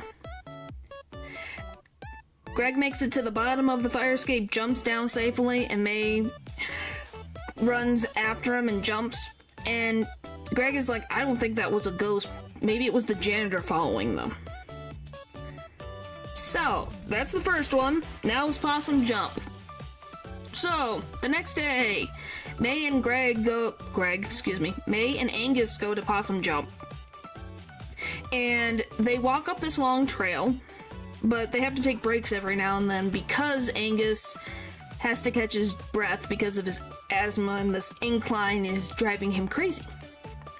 And he ends up seeing a bunch of letters up in here from the Scouts, and it reminds him of when he was in the Scouts. And they end up making it to the plateau that has a bunch of grass and sees a bunch of graves, which Angus tells May, which is from the Possum Massacre. Which was because it was 100 years ago, there was a labor strike. And it was between the miners, the Possum Springs, and the National Guard. And why there's graves up on this hill is because of some biases. The miners didn't want the quote-unquote bad guys to be buried in the town cemetery. So they decided to put them on a hill, far away from everyone else. And they end up making it to the final little bit of Possum Jump and sit down on a nearby tree log to just look about. I mean, no wonder. Yeah. Lucky enough to have graves at all. Yeah. But just saying, that's the context of why those graves exist. So while they're looking at the sky, the ghost, the quote-unquote ghost, is watching them, and Angus talks about the constellations that May points out, so he tells her what they are, what their stories are. And Angus opens up about why he doesn't believe in the supernatural and his horrible treatment by his parents. This is when May learns about his past of being locked in the pantry and his dad's drinking and not being fed and all these different things, and realizes, wow, I didn't know this about you, Angus, before. And May compliments Angus for being so smart and loving from a situation that's so horrible. And Angus thinks that he became a good person despite his circumstances because he got lucky. And he thanks May for just listening to him talk about his past. Finally, Angus sees in the corner of his eye that quote-unquote ghost and tells May, do not look behind us. So, Angus gets up and tries to talk with this ghost, but it doesn't respond and just stares at them. So he's like, May, on 3, run to the car. He counts down, and then they run back to the car. They don't stop. So once they get in the car, Angus is out of breath trying to catch it, and he believes that the ghost was just a weirdo who was partying in the woods. It wasn't a ghost. Now the Possum Cemetery! So, B heads with May to the cemetery. So this graveyard has 2 sections that are important to remember. So you have the normal graveyard, which is where people in recent years are buried, and the historical hollow. So the historical hollow has citizens from the town's past, and yeah, the normal graveyard is where new people are buried. So there's this hill that exists in the cemetery, because this place is very freaking hilly for some reason. Because of the demand for hill plots is so expensive, a lot of people can't afford to be on the hill, so they're buried at the bottom in a place that has a bunch of sinkholes. So, you know, that's so fun. So, what they end up trying to specifically investigate at the graveyard is Little Joe, who was a miner who died under mysterious circumstances. And that people say that he'll get out of his coffin at night and wander the graveyard. And because of these rumors, people kept messing around in the graveyard at night, causing problems. So the town council put in a giant iron gate around the historical hollow so that it would be guarded, so they would know who would go in and out. So the 2 of them enter the graveyard, and Bee asks May if it's okay if she goes to visit her mother's grave for a little bit. May's like, yeah, that's fine. And a little bit later, May goes over to see B and Mrs. Santello, and B is relieved to see that her mom's grave is still there and hasn't been caught in a sinkhole. Because that's what she was very worried about, is that the recent sinkhole developments, she was worried her mom was going to be caught in one of them. All of a sudden, B hears some music coming down from the top of the hill. And the two of them end up finding 3 emo teenagers. I'm not kidding, they call them emo teenagers, and that's the only way I can describe them. And they will not let them pass by this gate until the 2 girls answer their questions. So like, oh, what is have you done it or your dream date? And until they answer all their questions and makes them satisfied, they get past the small gate. Yeah, emo guys, yep. So they end up getting stopped by the big metal gate that the town council put in. And May decides to do what she does best and break things. So she climbs a tree, gets on a branch, jumps on it until it breaks, and destroys the gate so B can walk through now. So they end up finding little Joe's grave, and they don't see no signs of a ghost. So May decides to smash Joe's grave. Well, threatens to smash Joe's grave. She'd be talented and happy. Yeah, that's what I think she should work in. It would be good for her. Well, May decides to jump up and down on little Joe's grave until the ground caves in and literally pops her and B literally up to their necks in the ground. And the coffin ends up popping up, and May decides to open the coffin and sees little Joe's body, but he's just a skeleton. And then B sees in the corner of her eye a ghost and tells May to be quiet. Well, a shadow, I should say. And she said that that person's been watching the two of them for a little bit. And so they book it to the entrance when May all of a sudden has a headache and falls over. So B stops, turns around, picks up May, asks if she's okay, and then puts her on her back and runs back to the car. And then that night, May has a dream where she's talking to a giant cat, which is this, and this being says that it's not a god, and that others have asked him the same question if he was a god before. And he talks about a creature who recently walked through the desert and tore open the sky with its hoofs. And this area specifically that looks like a desert, I should say. And the Sky Cat, which is what he's called in the files, gives May 2 warnings. That May is digging into something that she is not going to be prepared for, and that the whole of the center of everything always grows, and soon May will be consumed and forgotten, and so will the universe. And then May wakes up. Part 2. So, she wakes up after that weird dream, exhausted, and goes to see her mom, like normal. And May talks about feeling worse than yesterday, and Candy's like, maybe I should get you an appointment with Dr. Hank. And she's like, I don't want to see Dr. Hank. So Candy talks about how she'll always worry about May because she's her child and wants to make sure she's happy and healthy. And May starts apologizing for all the issues she's caused her parents over the years. She is, but you know, her parents are just trying to make sure that she's okay, you know? And so Candy is like, it's not May's problem to fix her parents' problems. It's their problem to worry about.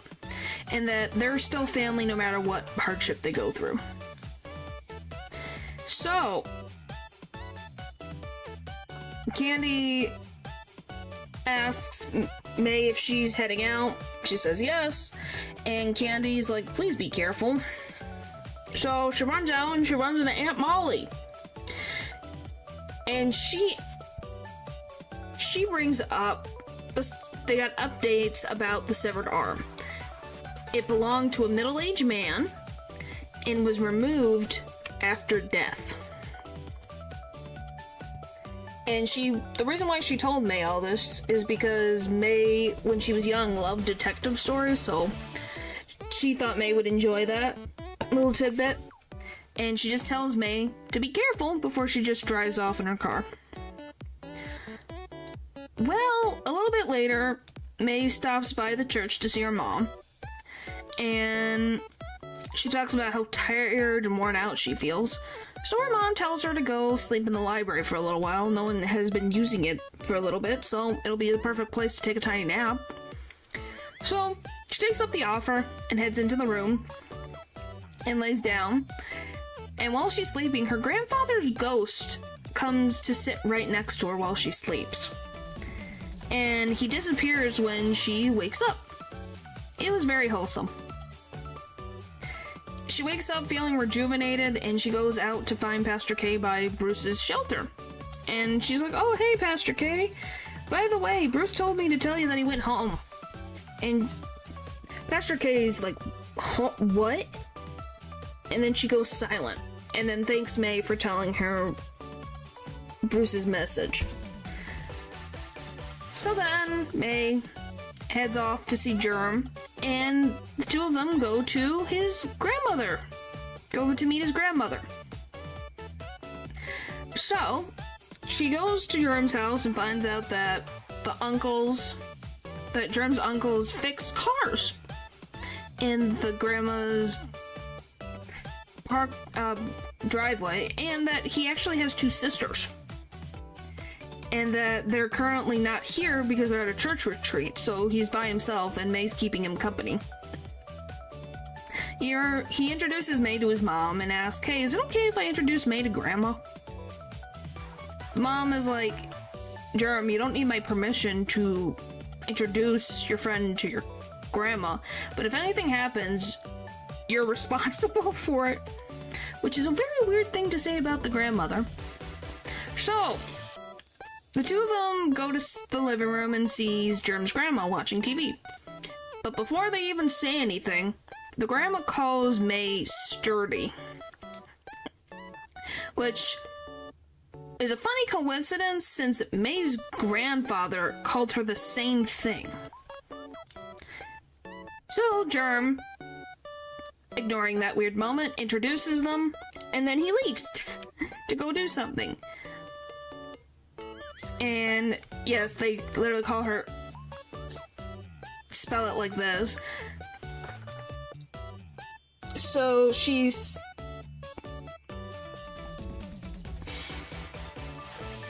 so the funny thing is, she randomly starts telling May's fortune about how 3 times the amount of misfortune is going to be coming her way, and that she'll be going down in the woods not far from town. And that May has a dark spot on her that is going to take a life. She doesn't know if it's going to be May's life or someone else's life. And May's like, "I don't really believe in fortune telling." And the grandmother just all of a sudden just laughs. It's like, "I was just teasing us. You're silly."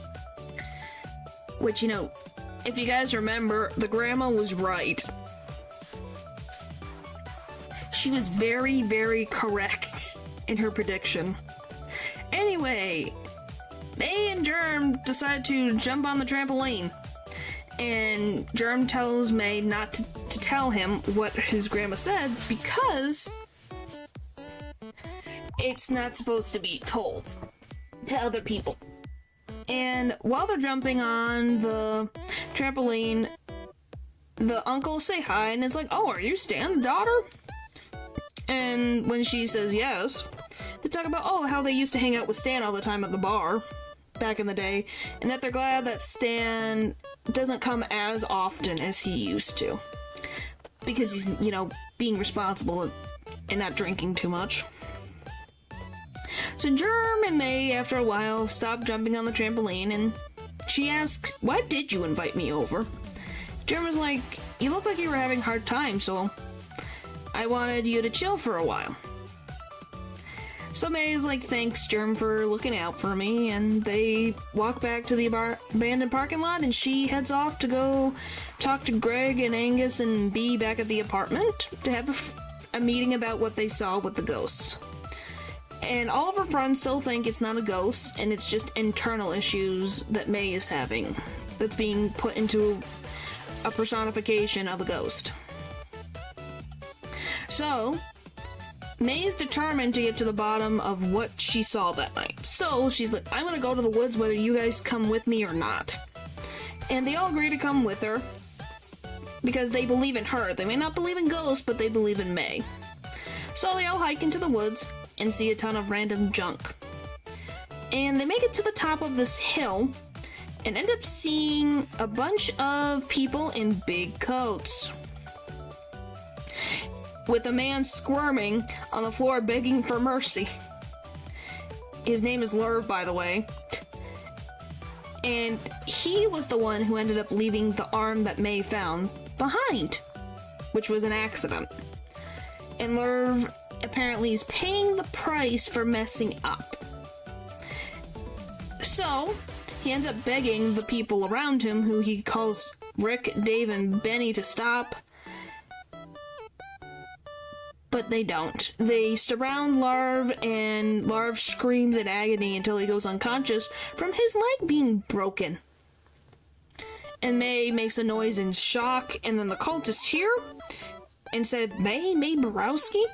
And then all of her friends run. And then all of a sudden, one of the cultists pulls out a weapon and a shoot rings out. And then the screen goes dark. Alright, any questions? We're going into the last part. Any last minute questions? I'm gonna drink some water. No, May did not die. We have a whole nother chapter. She did not die. Alright. So, chapter 4. The end of everything. Did the guy with the broken leg get sacrificed? I'm pretty sure yes. If I had to guess, I'm pretty sure. Because yeah. Otherwise, I don't know what they would do with them. They're not gonna just let them go, so I would say highly likely. Or they just killed them. So, Germ, Greg, and Bee are sitting on Greg's couch watching a video game. Specifically watching Greg play a video game. Me to play, we'll see in the stream. I think that depends on your computer. It's possible. So, they're all sitting there almost in silence because they don't know what to think of what happened, of those events that happened a couple nights ago. And they're hiding out at Greg's place because they're trying to avoid the cult. Suddenly, there's a knock at the door, and they're all panicking.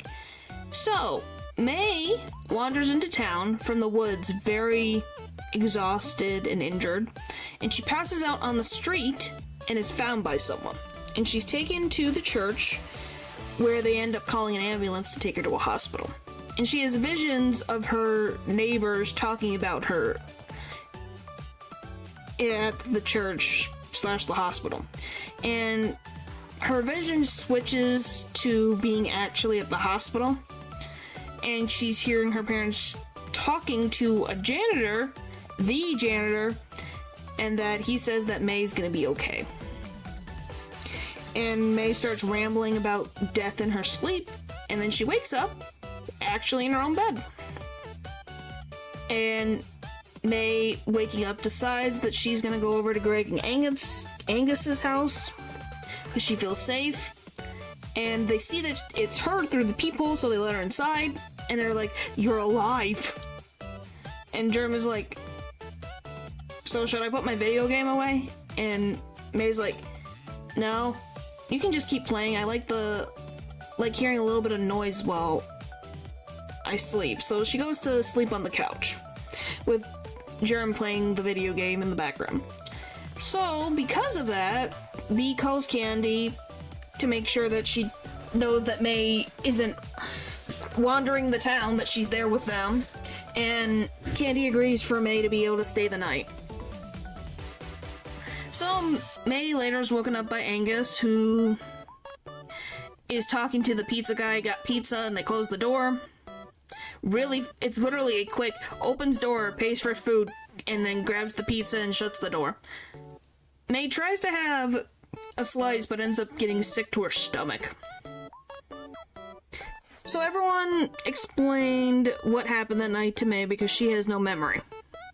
And they tell her that they called the cops, and Aunt Molly and the others found May in the woods, and that she was in a coma and then taken to the hospital shortly after.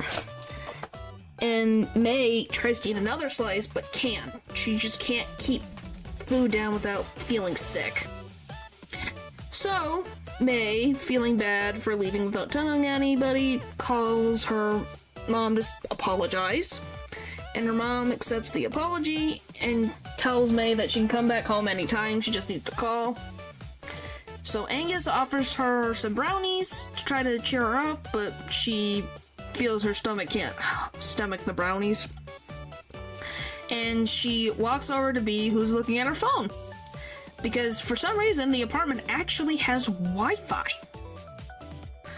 And that Wi-Fi is so rare in this town that's why May doesn't have a phone. And that B literally has a mental map of all the Wi-Fi spots in town. It's that rare.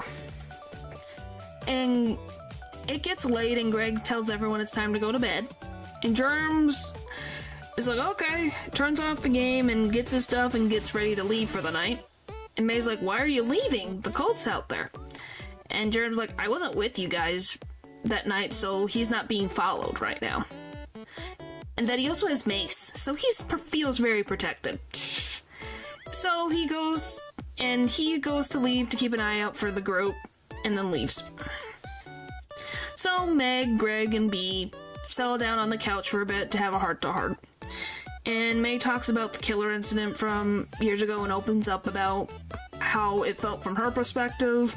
She talks about an example of the best way to explain how everything feels to her is her playing a game where she dates ghosts, that she loved the game, and played it 24/7, but then suddenly they became just pixels and no clear shapes, and that they're just video game characters. They're not real, they're just code, and that they never existed, which made her sad. And then she felt that the real world was like that, and it made her sad. It went to everything else in her life, from the trees to a random man on the street. They're just shapes. What's real, what's not, and she just could not handle it. And that next day was the softball game, and we all know what happened to Andy Cullen. Nothing good, mind you. So, May didn't actually see Andy Cullen as a person, just lines, that's all she saw. And that it upset her so much just to see these lines that she knocked him to the ground, and she didn't realize that she was beating the crap out of him with a bat until she was told to stop.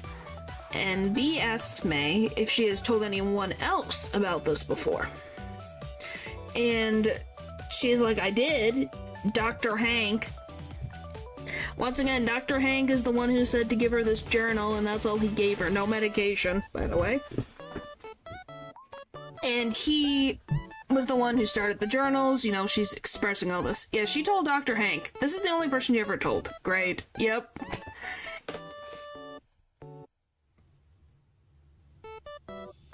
By the way, do you guys like his, thing? And that the writing did help for a while until she went to college. I didn't remember if she told them. Yeah, she told him. That's how she ended up with this.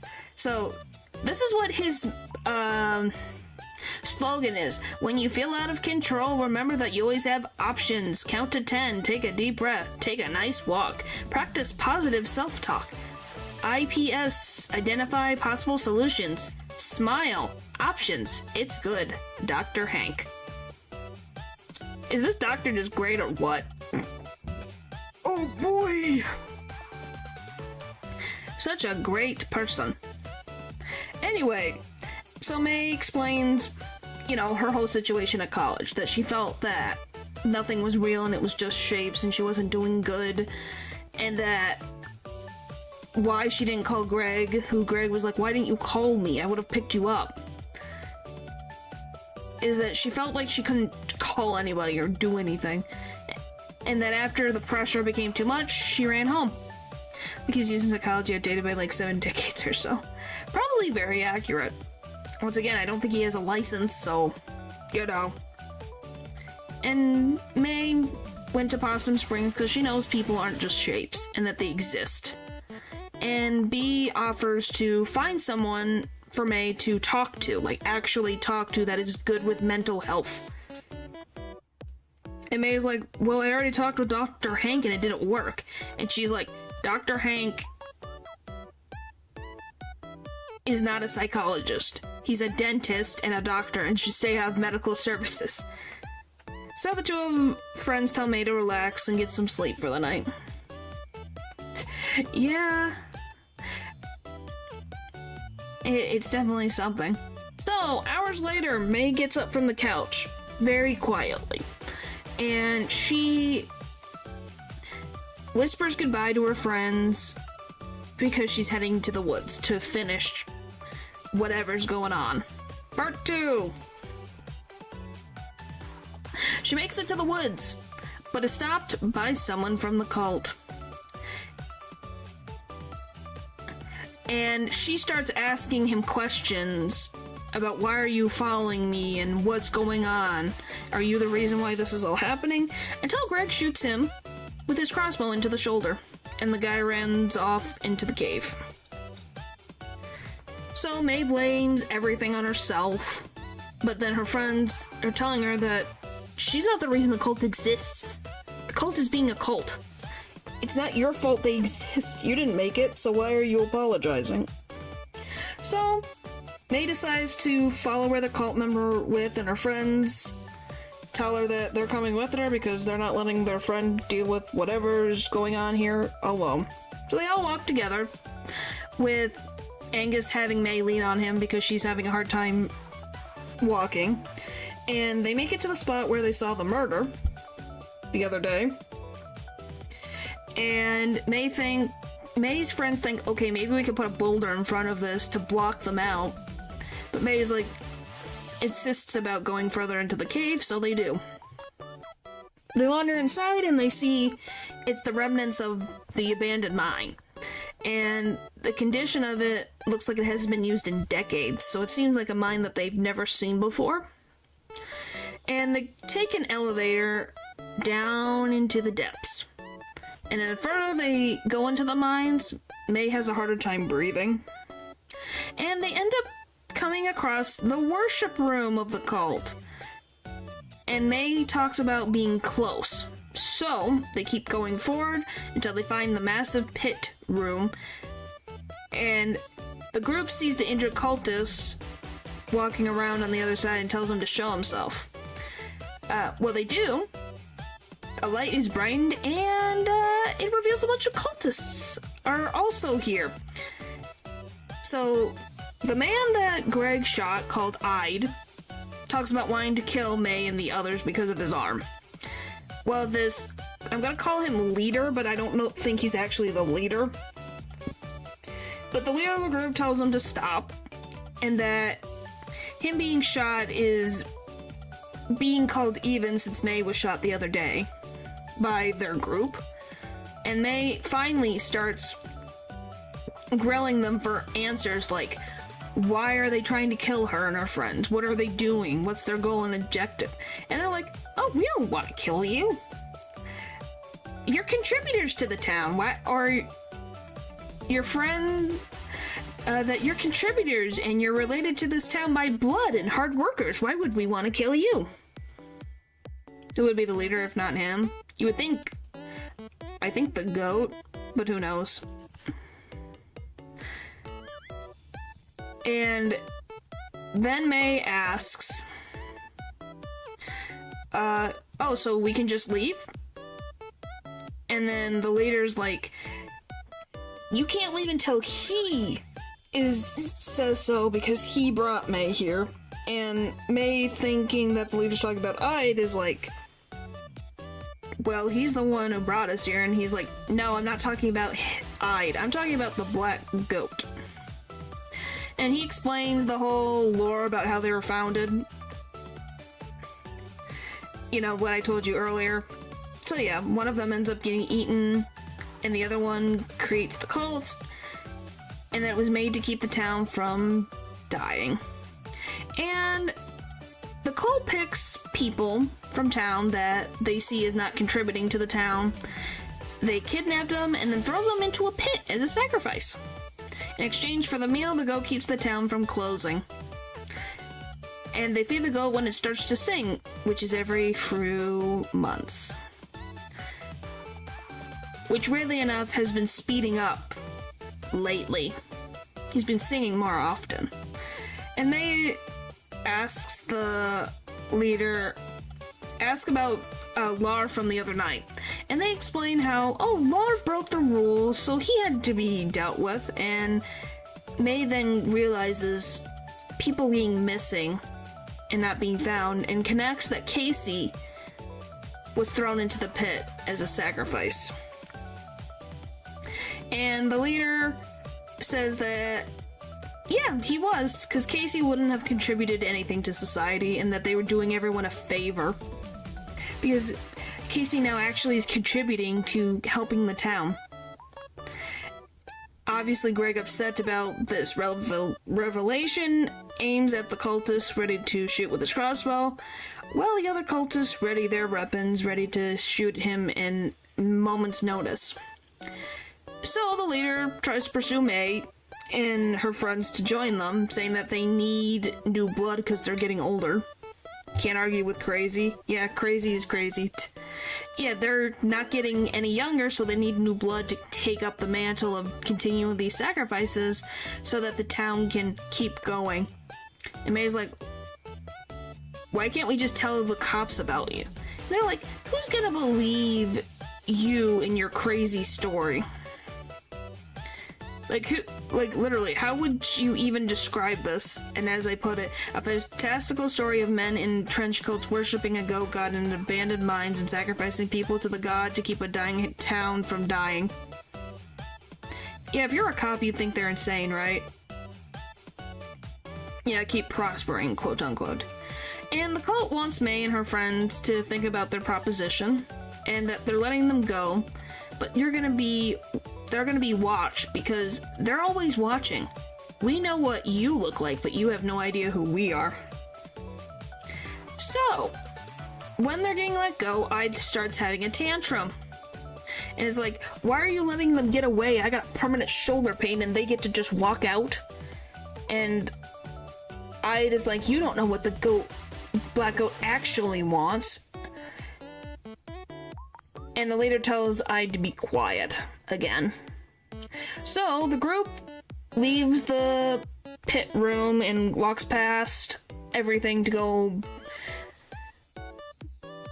going to leave, but then Greg is told to leave his crossbow behind because they don't trust him.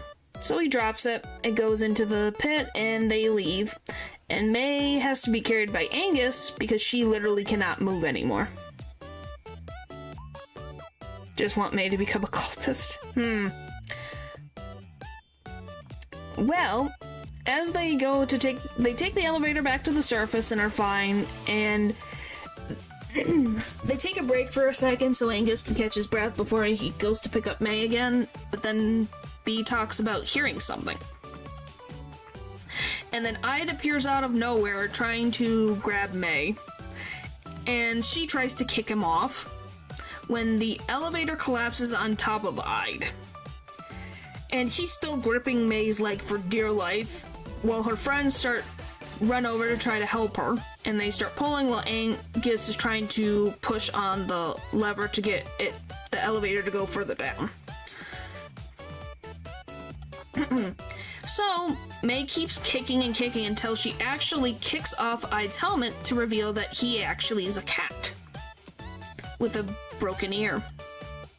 And the pressure from the elevator becomes too much for Ide's body to hold him in place, that he gets pushed down by the elevator and his arm gets sliced off.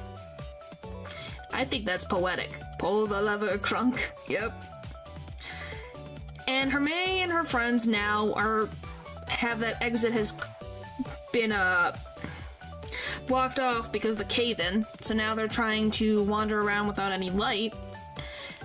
And they follow Angus, who feels the air coming from this one boarded hallway. So they all take off these boards and go into an open cavern area with a shallow pool.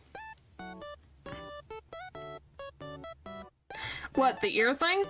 There's nothing to say about it. It's just his distinct features. There's nobody that fits it, technically. Some people think it's Casey that's been brainwashed, if that's what you wanted to know. Some people think it's Casey. Some people think that Ide is the grandchild of Ed Scudder, the starter of the cult, who got the glimmer, who can only... Oh, I should explain this. So, no one we found or walked by? Correct. At least not to our knowledge. They don't think Ide is anyone we've seen. Unless it's Casey, and that's about it. So yes, I should explain the glimmer real quick. Obviously, yes, the glimmer is how you can communicate with the Black Goat. But only certain people can have the glimmer. And it might be genetic. So Ide Scudder could communicate with the goat. Ide can communicate with the goat and can do supernatural things like go through walls.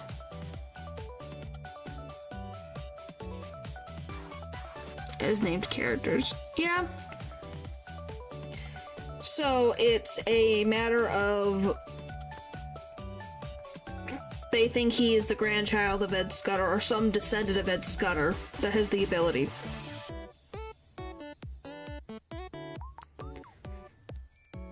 Since they feel like the glimmer skipped a generation because Stan doesn't really show as much of this determination and recklessness as the grandfather did and May do, if that makes sense. So, they end up finding this shallow pool and May goes into the water because that's where they're all gonna go to try to see if they can find another side, and she ends up suddenly going under the water, and she's in a space-like area, like she's had in her dreams. And the Black Goat actually tries to communicate with her, but she can't understand a dang thing it says. And she says, if you're going to try to kill me, just get it over with. And she ends up being woke up by her friends because they called her name. She wakes up, is like, what? And they ask if she's okay, and she's like, yeah, I'm just very tired. So, the group walks up until they reach a dead end, which is a wall covered in bricks. And May volunteers and climbs up these bricks to see if she can find out what's going on, and see if she can find something to bring down, to throw down to get the others out. And she ends up popping out of a well and sees Germ. And he is like, hi, May. And she's like, Germ, what are you doing here? And he explains, actually, this is a well that's in his backyard in the woods. So May asks for some rope to help get the others out, and Germ runs and gets one. They get everyone out, and Germ is told to seal the well. So he's like, I'm gonna get some dynamite to close up the well. Everyone thanks Germ for their help, and they all head back home. And May goes to her computer to write a very nice, well-thoughtful message to everyone.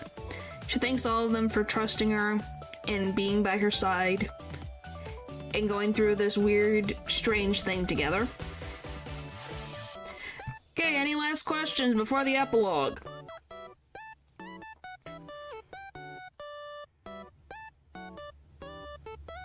Now tomorrow is shorter / non-time stream. How about you finish explaining tomorrow? Well, it's only like, let's see, 1, 2, 3, 4, 5, 6, 7, 8, 9, 10, 11, 12. It's only 12 more slides. I'm literally almost done. So the last thing is the epilogue, which is stars. So May wakes up and checks her computer. Because, by the way, she wrote this whole thing and was gonna delete it, but then ends up sending it, and her friends are giving her heartwarming thank yous for her nice message. And she goes down to see her mom, and Candy's like, May, I want you to stay home tonight. And because May almost died the other night, and she's just worried about May, so she wants her to be around home for tonight. So she begs May to, tell her what happened at school, what's going on. I don't have to go to work tomorrow. So I'm fine.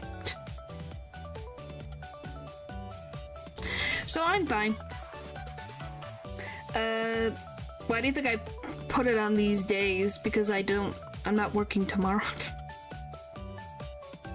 So, May asked her mom, no, my voice is dying as it is. So I'm trying to finish this. So, May asked her mom, hey, are you working later today? And she's like, no, me and your dad took today off because we wanted to be with you. And May decides that she'll tell her parents everything about school tonight. But she just has to go, you can do hand signals. My arms don't leave my sides. You're silly. Very silly. Very, very silly. And she's going to explain what happened at school to her parents completely tonight.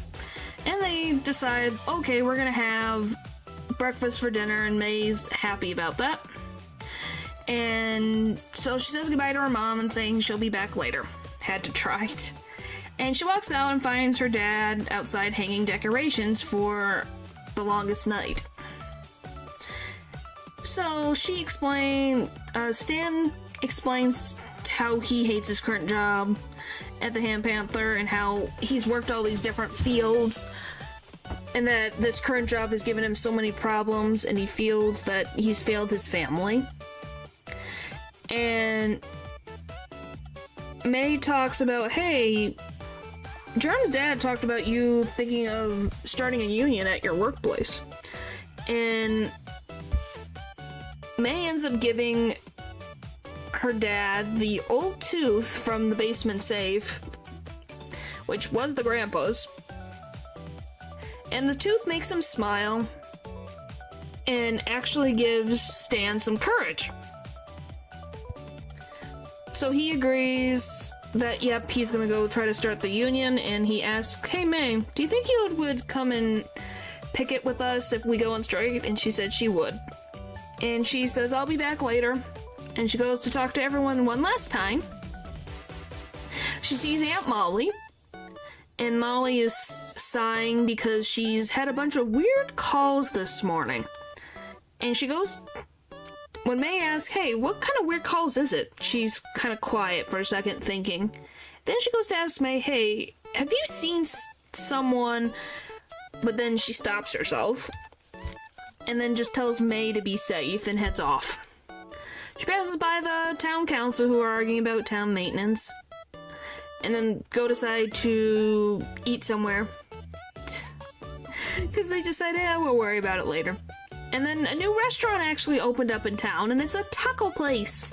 And May's so excited to try the new food. She goes to see Pastor K, who's cleaning up the churchyard, when May walks up and says hi.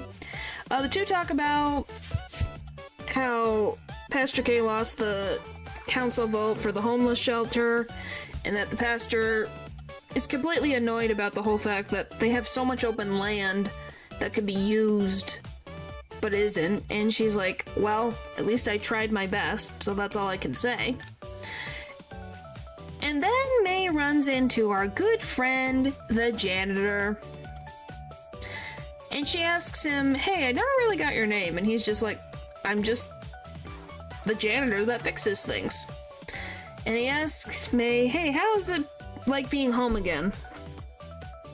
And she doesn't even know how to feel, because this week has been wild. Yeah, full circle. And then the janitor is like, guesses correctly that May has gone through a troubling experience, to say the least. And that he tells May to learn from the experience itself. Because from his own experience, people don't really learn anything from big problems. Situations will make people into something without them even realizing it. And the janitor's like, oh, quitting time, the town hall bell went off, so he's heading home to watch the Smelters game, and says goodbye to May. And he specifically says goodbye, May, and she realizes that she never told the janitor her name. So how did he know? So then May heads off to the party barn to see her friends. And they still don't know what to make of what happened last night. The cult, the goat, the whole situation. And they're trying to still wrap around the fact that Casey is dead. But at least the cult now is dead and they can move on with their lives to new greener pastures. So, Longest Night, which is their celebration, is going to be this group's new start. And their future is what they decide to do. And that's it. That is it! Hooray! And that's all of Night in the Woods. Ugh. Okay. I'd have written an unsigned note to Casey's parents. Yeah. Wow. Yes, wow. They deserve to know at least. Yeah, but how do you tell them? I ask thee, how do you tell them, oh yeah, your son died because a bunch of crazies? That's the only thing I would say. So yeah, any last questions or things you want to talk about in relation to this game? Please speak now. Prepare to hold your peace.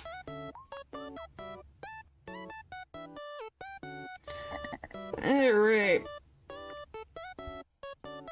Because if you wanted to know, the Glimmer, so like I said, the Glimmer is an innate ability that seems to be genetic. So how do I explain this simply? So, Ed Scudler, he was the only one who could talk to the Black Goat and understand what he's saying. None of the other cultists could understand him. Ide seems to be someone that people theorize to be a descendant of Ed Scudder, so it seems to be a genetic thing. Yeah, kind of like The Shining. Well, I'm glad. So, the Glimmer, then, is why May's having all these weird dreams. So, you know all those weird visions she's been having? That's because of the Glimmer. The Glimmer is showing her weird visions and things. Because that's from the singing of the goat. Because everyone else doesn't hear the goat talking, they hear a goat singing. Oh, so someone with the potential to become a prophet. Correct. Because Ide is the one that you're seeing watching everybody. He's the one who kidnapped that kid on Harfest. He's the one watching May, B, Angus, and Greg looking at these different areas for ghosts. The end of the goat, did the goat die? Well, technically it could, because it can't be fed unless the frickin' cultists throw themselves into the pit, but even then, there's no one in there. They closed the mines. The mines are closed, and they had Germ use an explosive on the well, so I don't think they're getting out anytime soon. So they're gonna be like the freaking 112 miners before them, just trapped in the mines with their own undoing. And some people theorize that the Glimmer is similar to... Okay, so Germ's grandma seems to have the ability to see the future, so they think that she might have the Glimmer. of some type. But from our understanding, it's a little like, it's not completely solid concrete, but I think the glimmer can be genetic, / it changes slightly depending on the individual, because I can run through walls. May can't. May can talk to the black goat and see weird visions. I can't see these weird visions. Germ's grandma can see the future. Yeah, it seems like it's not just an attunement to the goat, it seems. Yeah. So magic exists, but it's kind of lame and random. Kind of, I guess. I don't know if it's magic, it's just related to the black goat itself. But yes, do you love the sky cat? The sky cat, which is not God, apparently there's just this desert zone where these entities exist? I don't know what to call them, because they're not deities that we know of, but they're weird entities. But yeah. That's how it all works, so... But yes, this whole game takes place in the span of a week, by the way. So, May had a wild week of fall. Maybe it's a reference to be homes to deities? Then maybe it is a deity. I have no idea. Like I said, it's just interesting that the cat calls itself not a god. Or not God. Fourth dimensional beings? Maybe.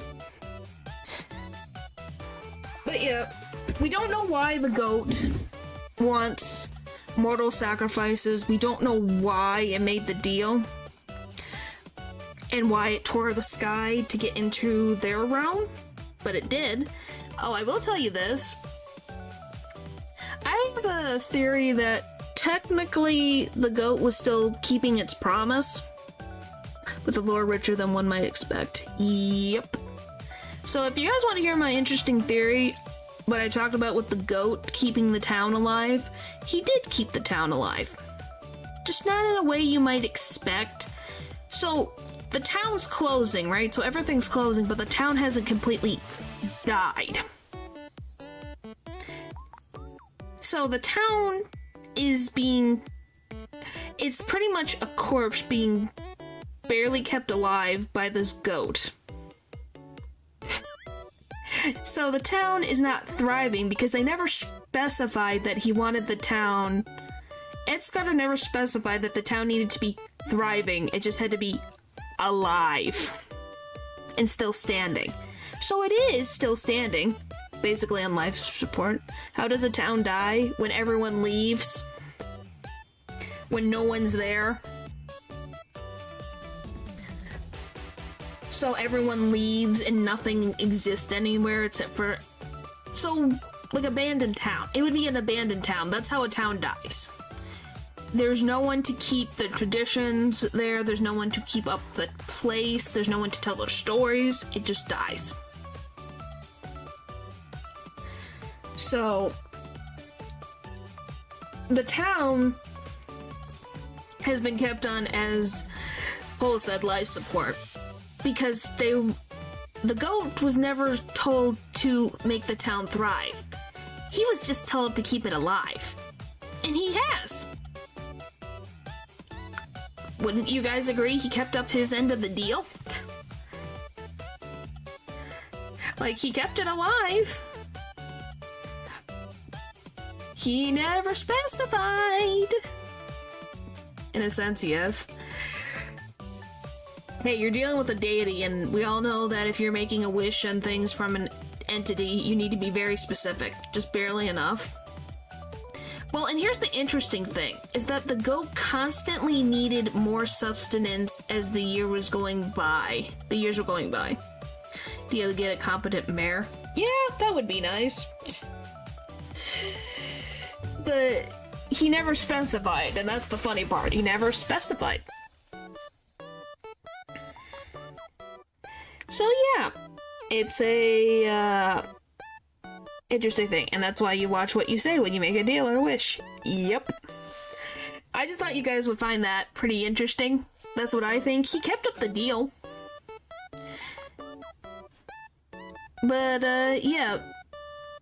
I guess I should tell you what people in the Night in the Woods fandom think about the cult. So, interesting fun fact, as I told you before. Aunt Molly originally wasn't in the epilogue.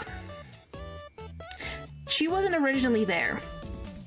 Maybe because it's hard to keep alive, or that the demon is becoming more powerful. Yeah, that is also a possibility. I think it's probably the first option. But, yeah, so Aunt Molly originally wasn't in the epilogue, so people then assumed if they're not in the epilogue, they must be part of the cult. Yeah, she was suspected, but then they made an update. They updated the game and made Aunt Molly appear in the epilogue. So the developers heard this theory, but she was not in there originally, and then they added her in the update. So they were listening, and were like, no, she isn't a part of it. But some people theorize her coworker or her partner from the cops is involved because he was mentioned originally as a character that was going to be involved in this, was going to be a character that exists, but we never see his face. Some people also think May's neighbors are involved in the cult because we don't see them. Like Mr. Penderson, the giant old crocodile man who thinks May won't amount to anything. And that is who she wanted to ask May about. Yeah, I think people think maybe him, maybe her neighbors. Because she's parked nearby May's house. So people are like, okay, she's parked nearby May's house, so maybe one of her neighbors is gone missing. Because both of her neighbors are older men. You have Mr. Penderson, and then you have a goat, who she sees in her dream sequence when she is at the hospital, and she thinks she's in the church. She sees these two people, but then they disappear and they're never seen again. And it's very interesting that Mr. Penderson, the one who said May won't amount to anything and isn't going to contribute anything in the world, isn't in the epilogue. They've treated her that way. The cult was very interested in her potential. Yeah, that's also the thing. They also think he's too old. But then you also have her other neighbor, which is a goat, he shows very much an interest in May. So he's definitely got that stuff going on. It's like, go to bed. I will soon. I'm just explaining. But yeah, so the other neighbor is a very highly likelihood of being in the cult. But yeah, I'm pretty sure all the cult members, at least the ones that were the main part of the cult, are dead in the mines now. So, I think they solved their problems. It's just a matter of getting rid of the rest of it. Yeah, what do you guys think? I think they're all good. But yeah, any other questions? I doubt that. Why do you doubt it? It was all a bunch of older people. Why would you doubt it? Because you can't get to the goat. We should be safe for a century or two. Well, that means May and her friends can be okay. Which is what we care about. Because May needs to go get some mental help. I'm talking about the cult itself, not the goat, but yeah. How the heck is Little Miss Two Shoes actually taking this long to finish and stream? Oh, because it's a... What do you mean?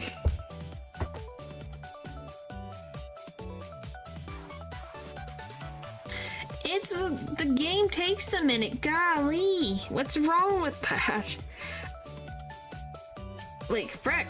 You think I'm purposely taking this long? The back of the goat will sing again, waiting for someone with the glimmer to find it. Well, that just depends on if the glimmer will... Even if it comes to them, maybe they'll say no. Because that's the assumption that it's at the town. So if the town ends up closing, or no one gets... You get what I mean. I think it is done. It can't do anything. Or harm anyone. At least I don't think so. It has eternity. And humans have as long as they have. And those animals seem to live as long time as the span of humans, so I think they'll learn better. Best, how are you making it take longer than a regular run of Pokemon? Because I keep dying and trying to figure out puzzles. Like, unless I'm looking at a freaking guide that tells me a step-for-step thing, it's gonna take a while. Like, Quiche, give me a break. It happens. I'm allowed to take my time and enjoy the game. Let me even see. How long is it?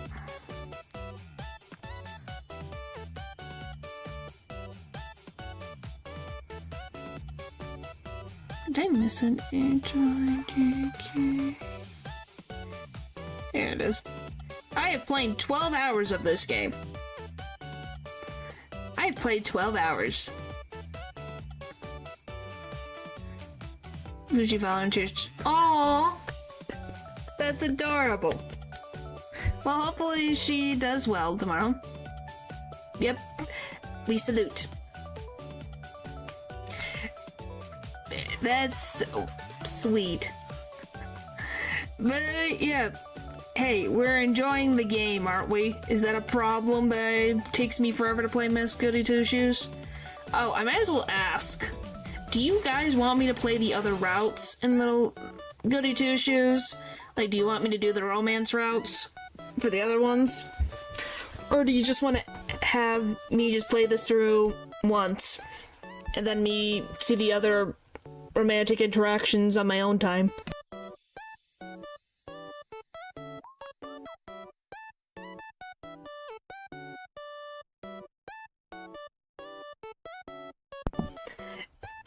I guess to be honest, I really like the main character. You don't like, how have I forgotten her name? Holy frick, the game's main character is Elise. Really? You don't like her? Huh. Wanna see what ends this first, our Pokemon? It'll end before. It's not that. We're almost at the end of the game. Golly. And no, it does not when you do it only every other Saturday, your brain resets after a while. It doesn't reset after a while.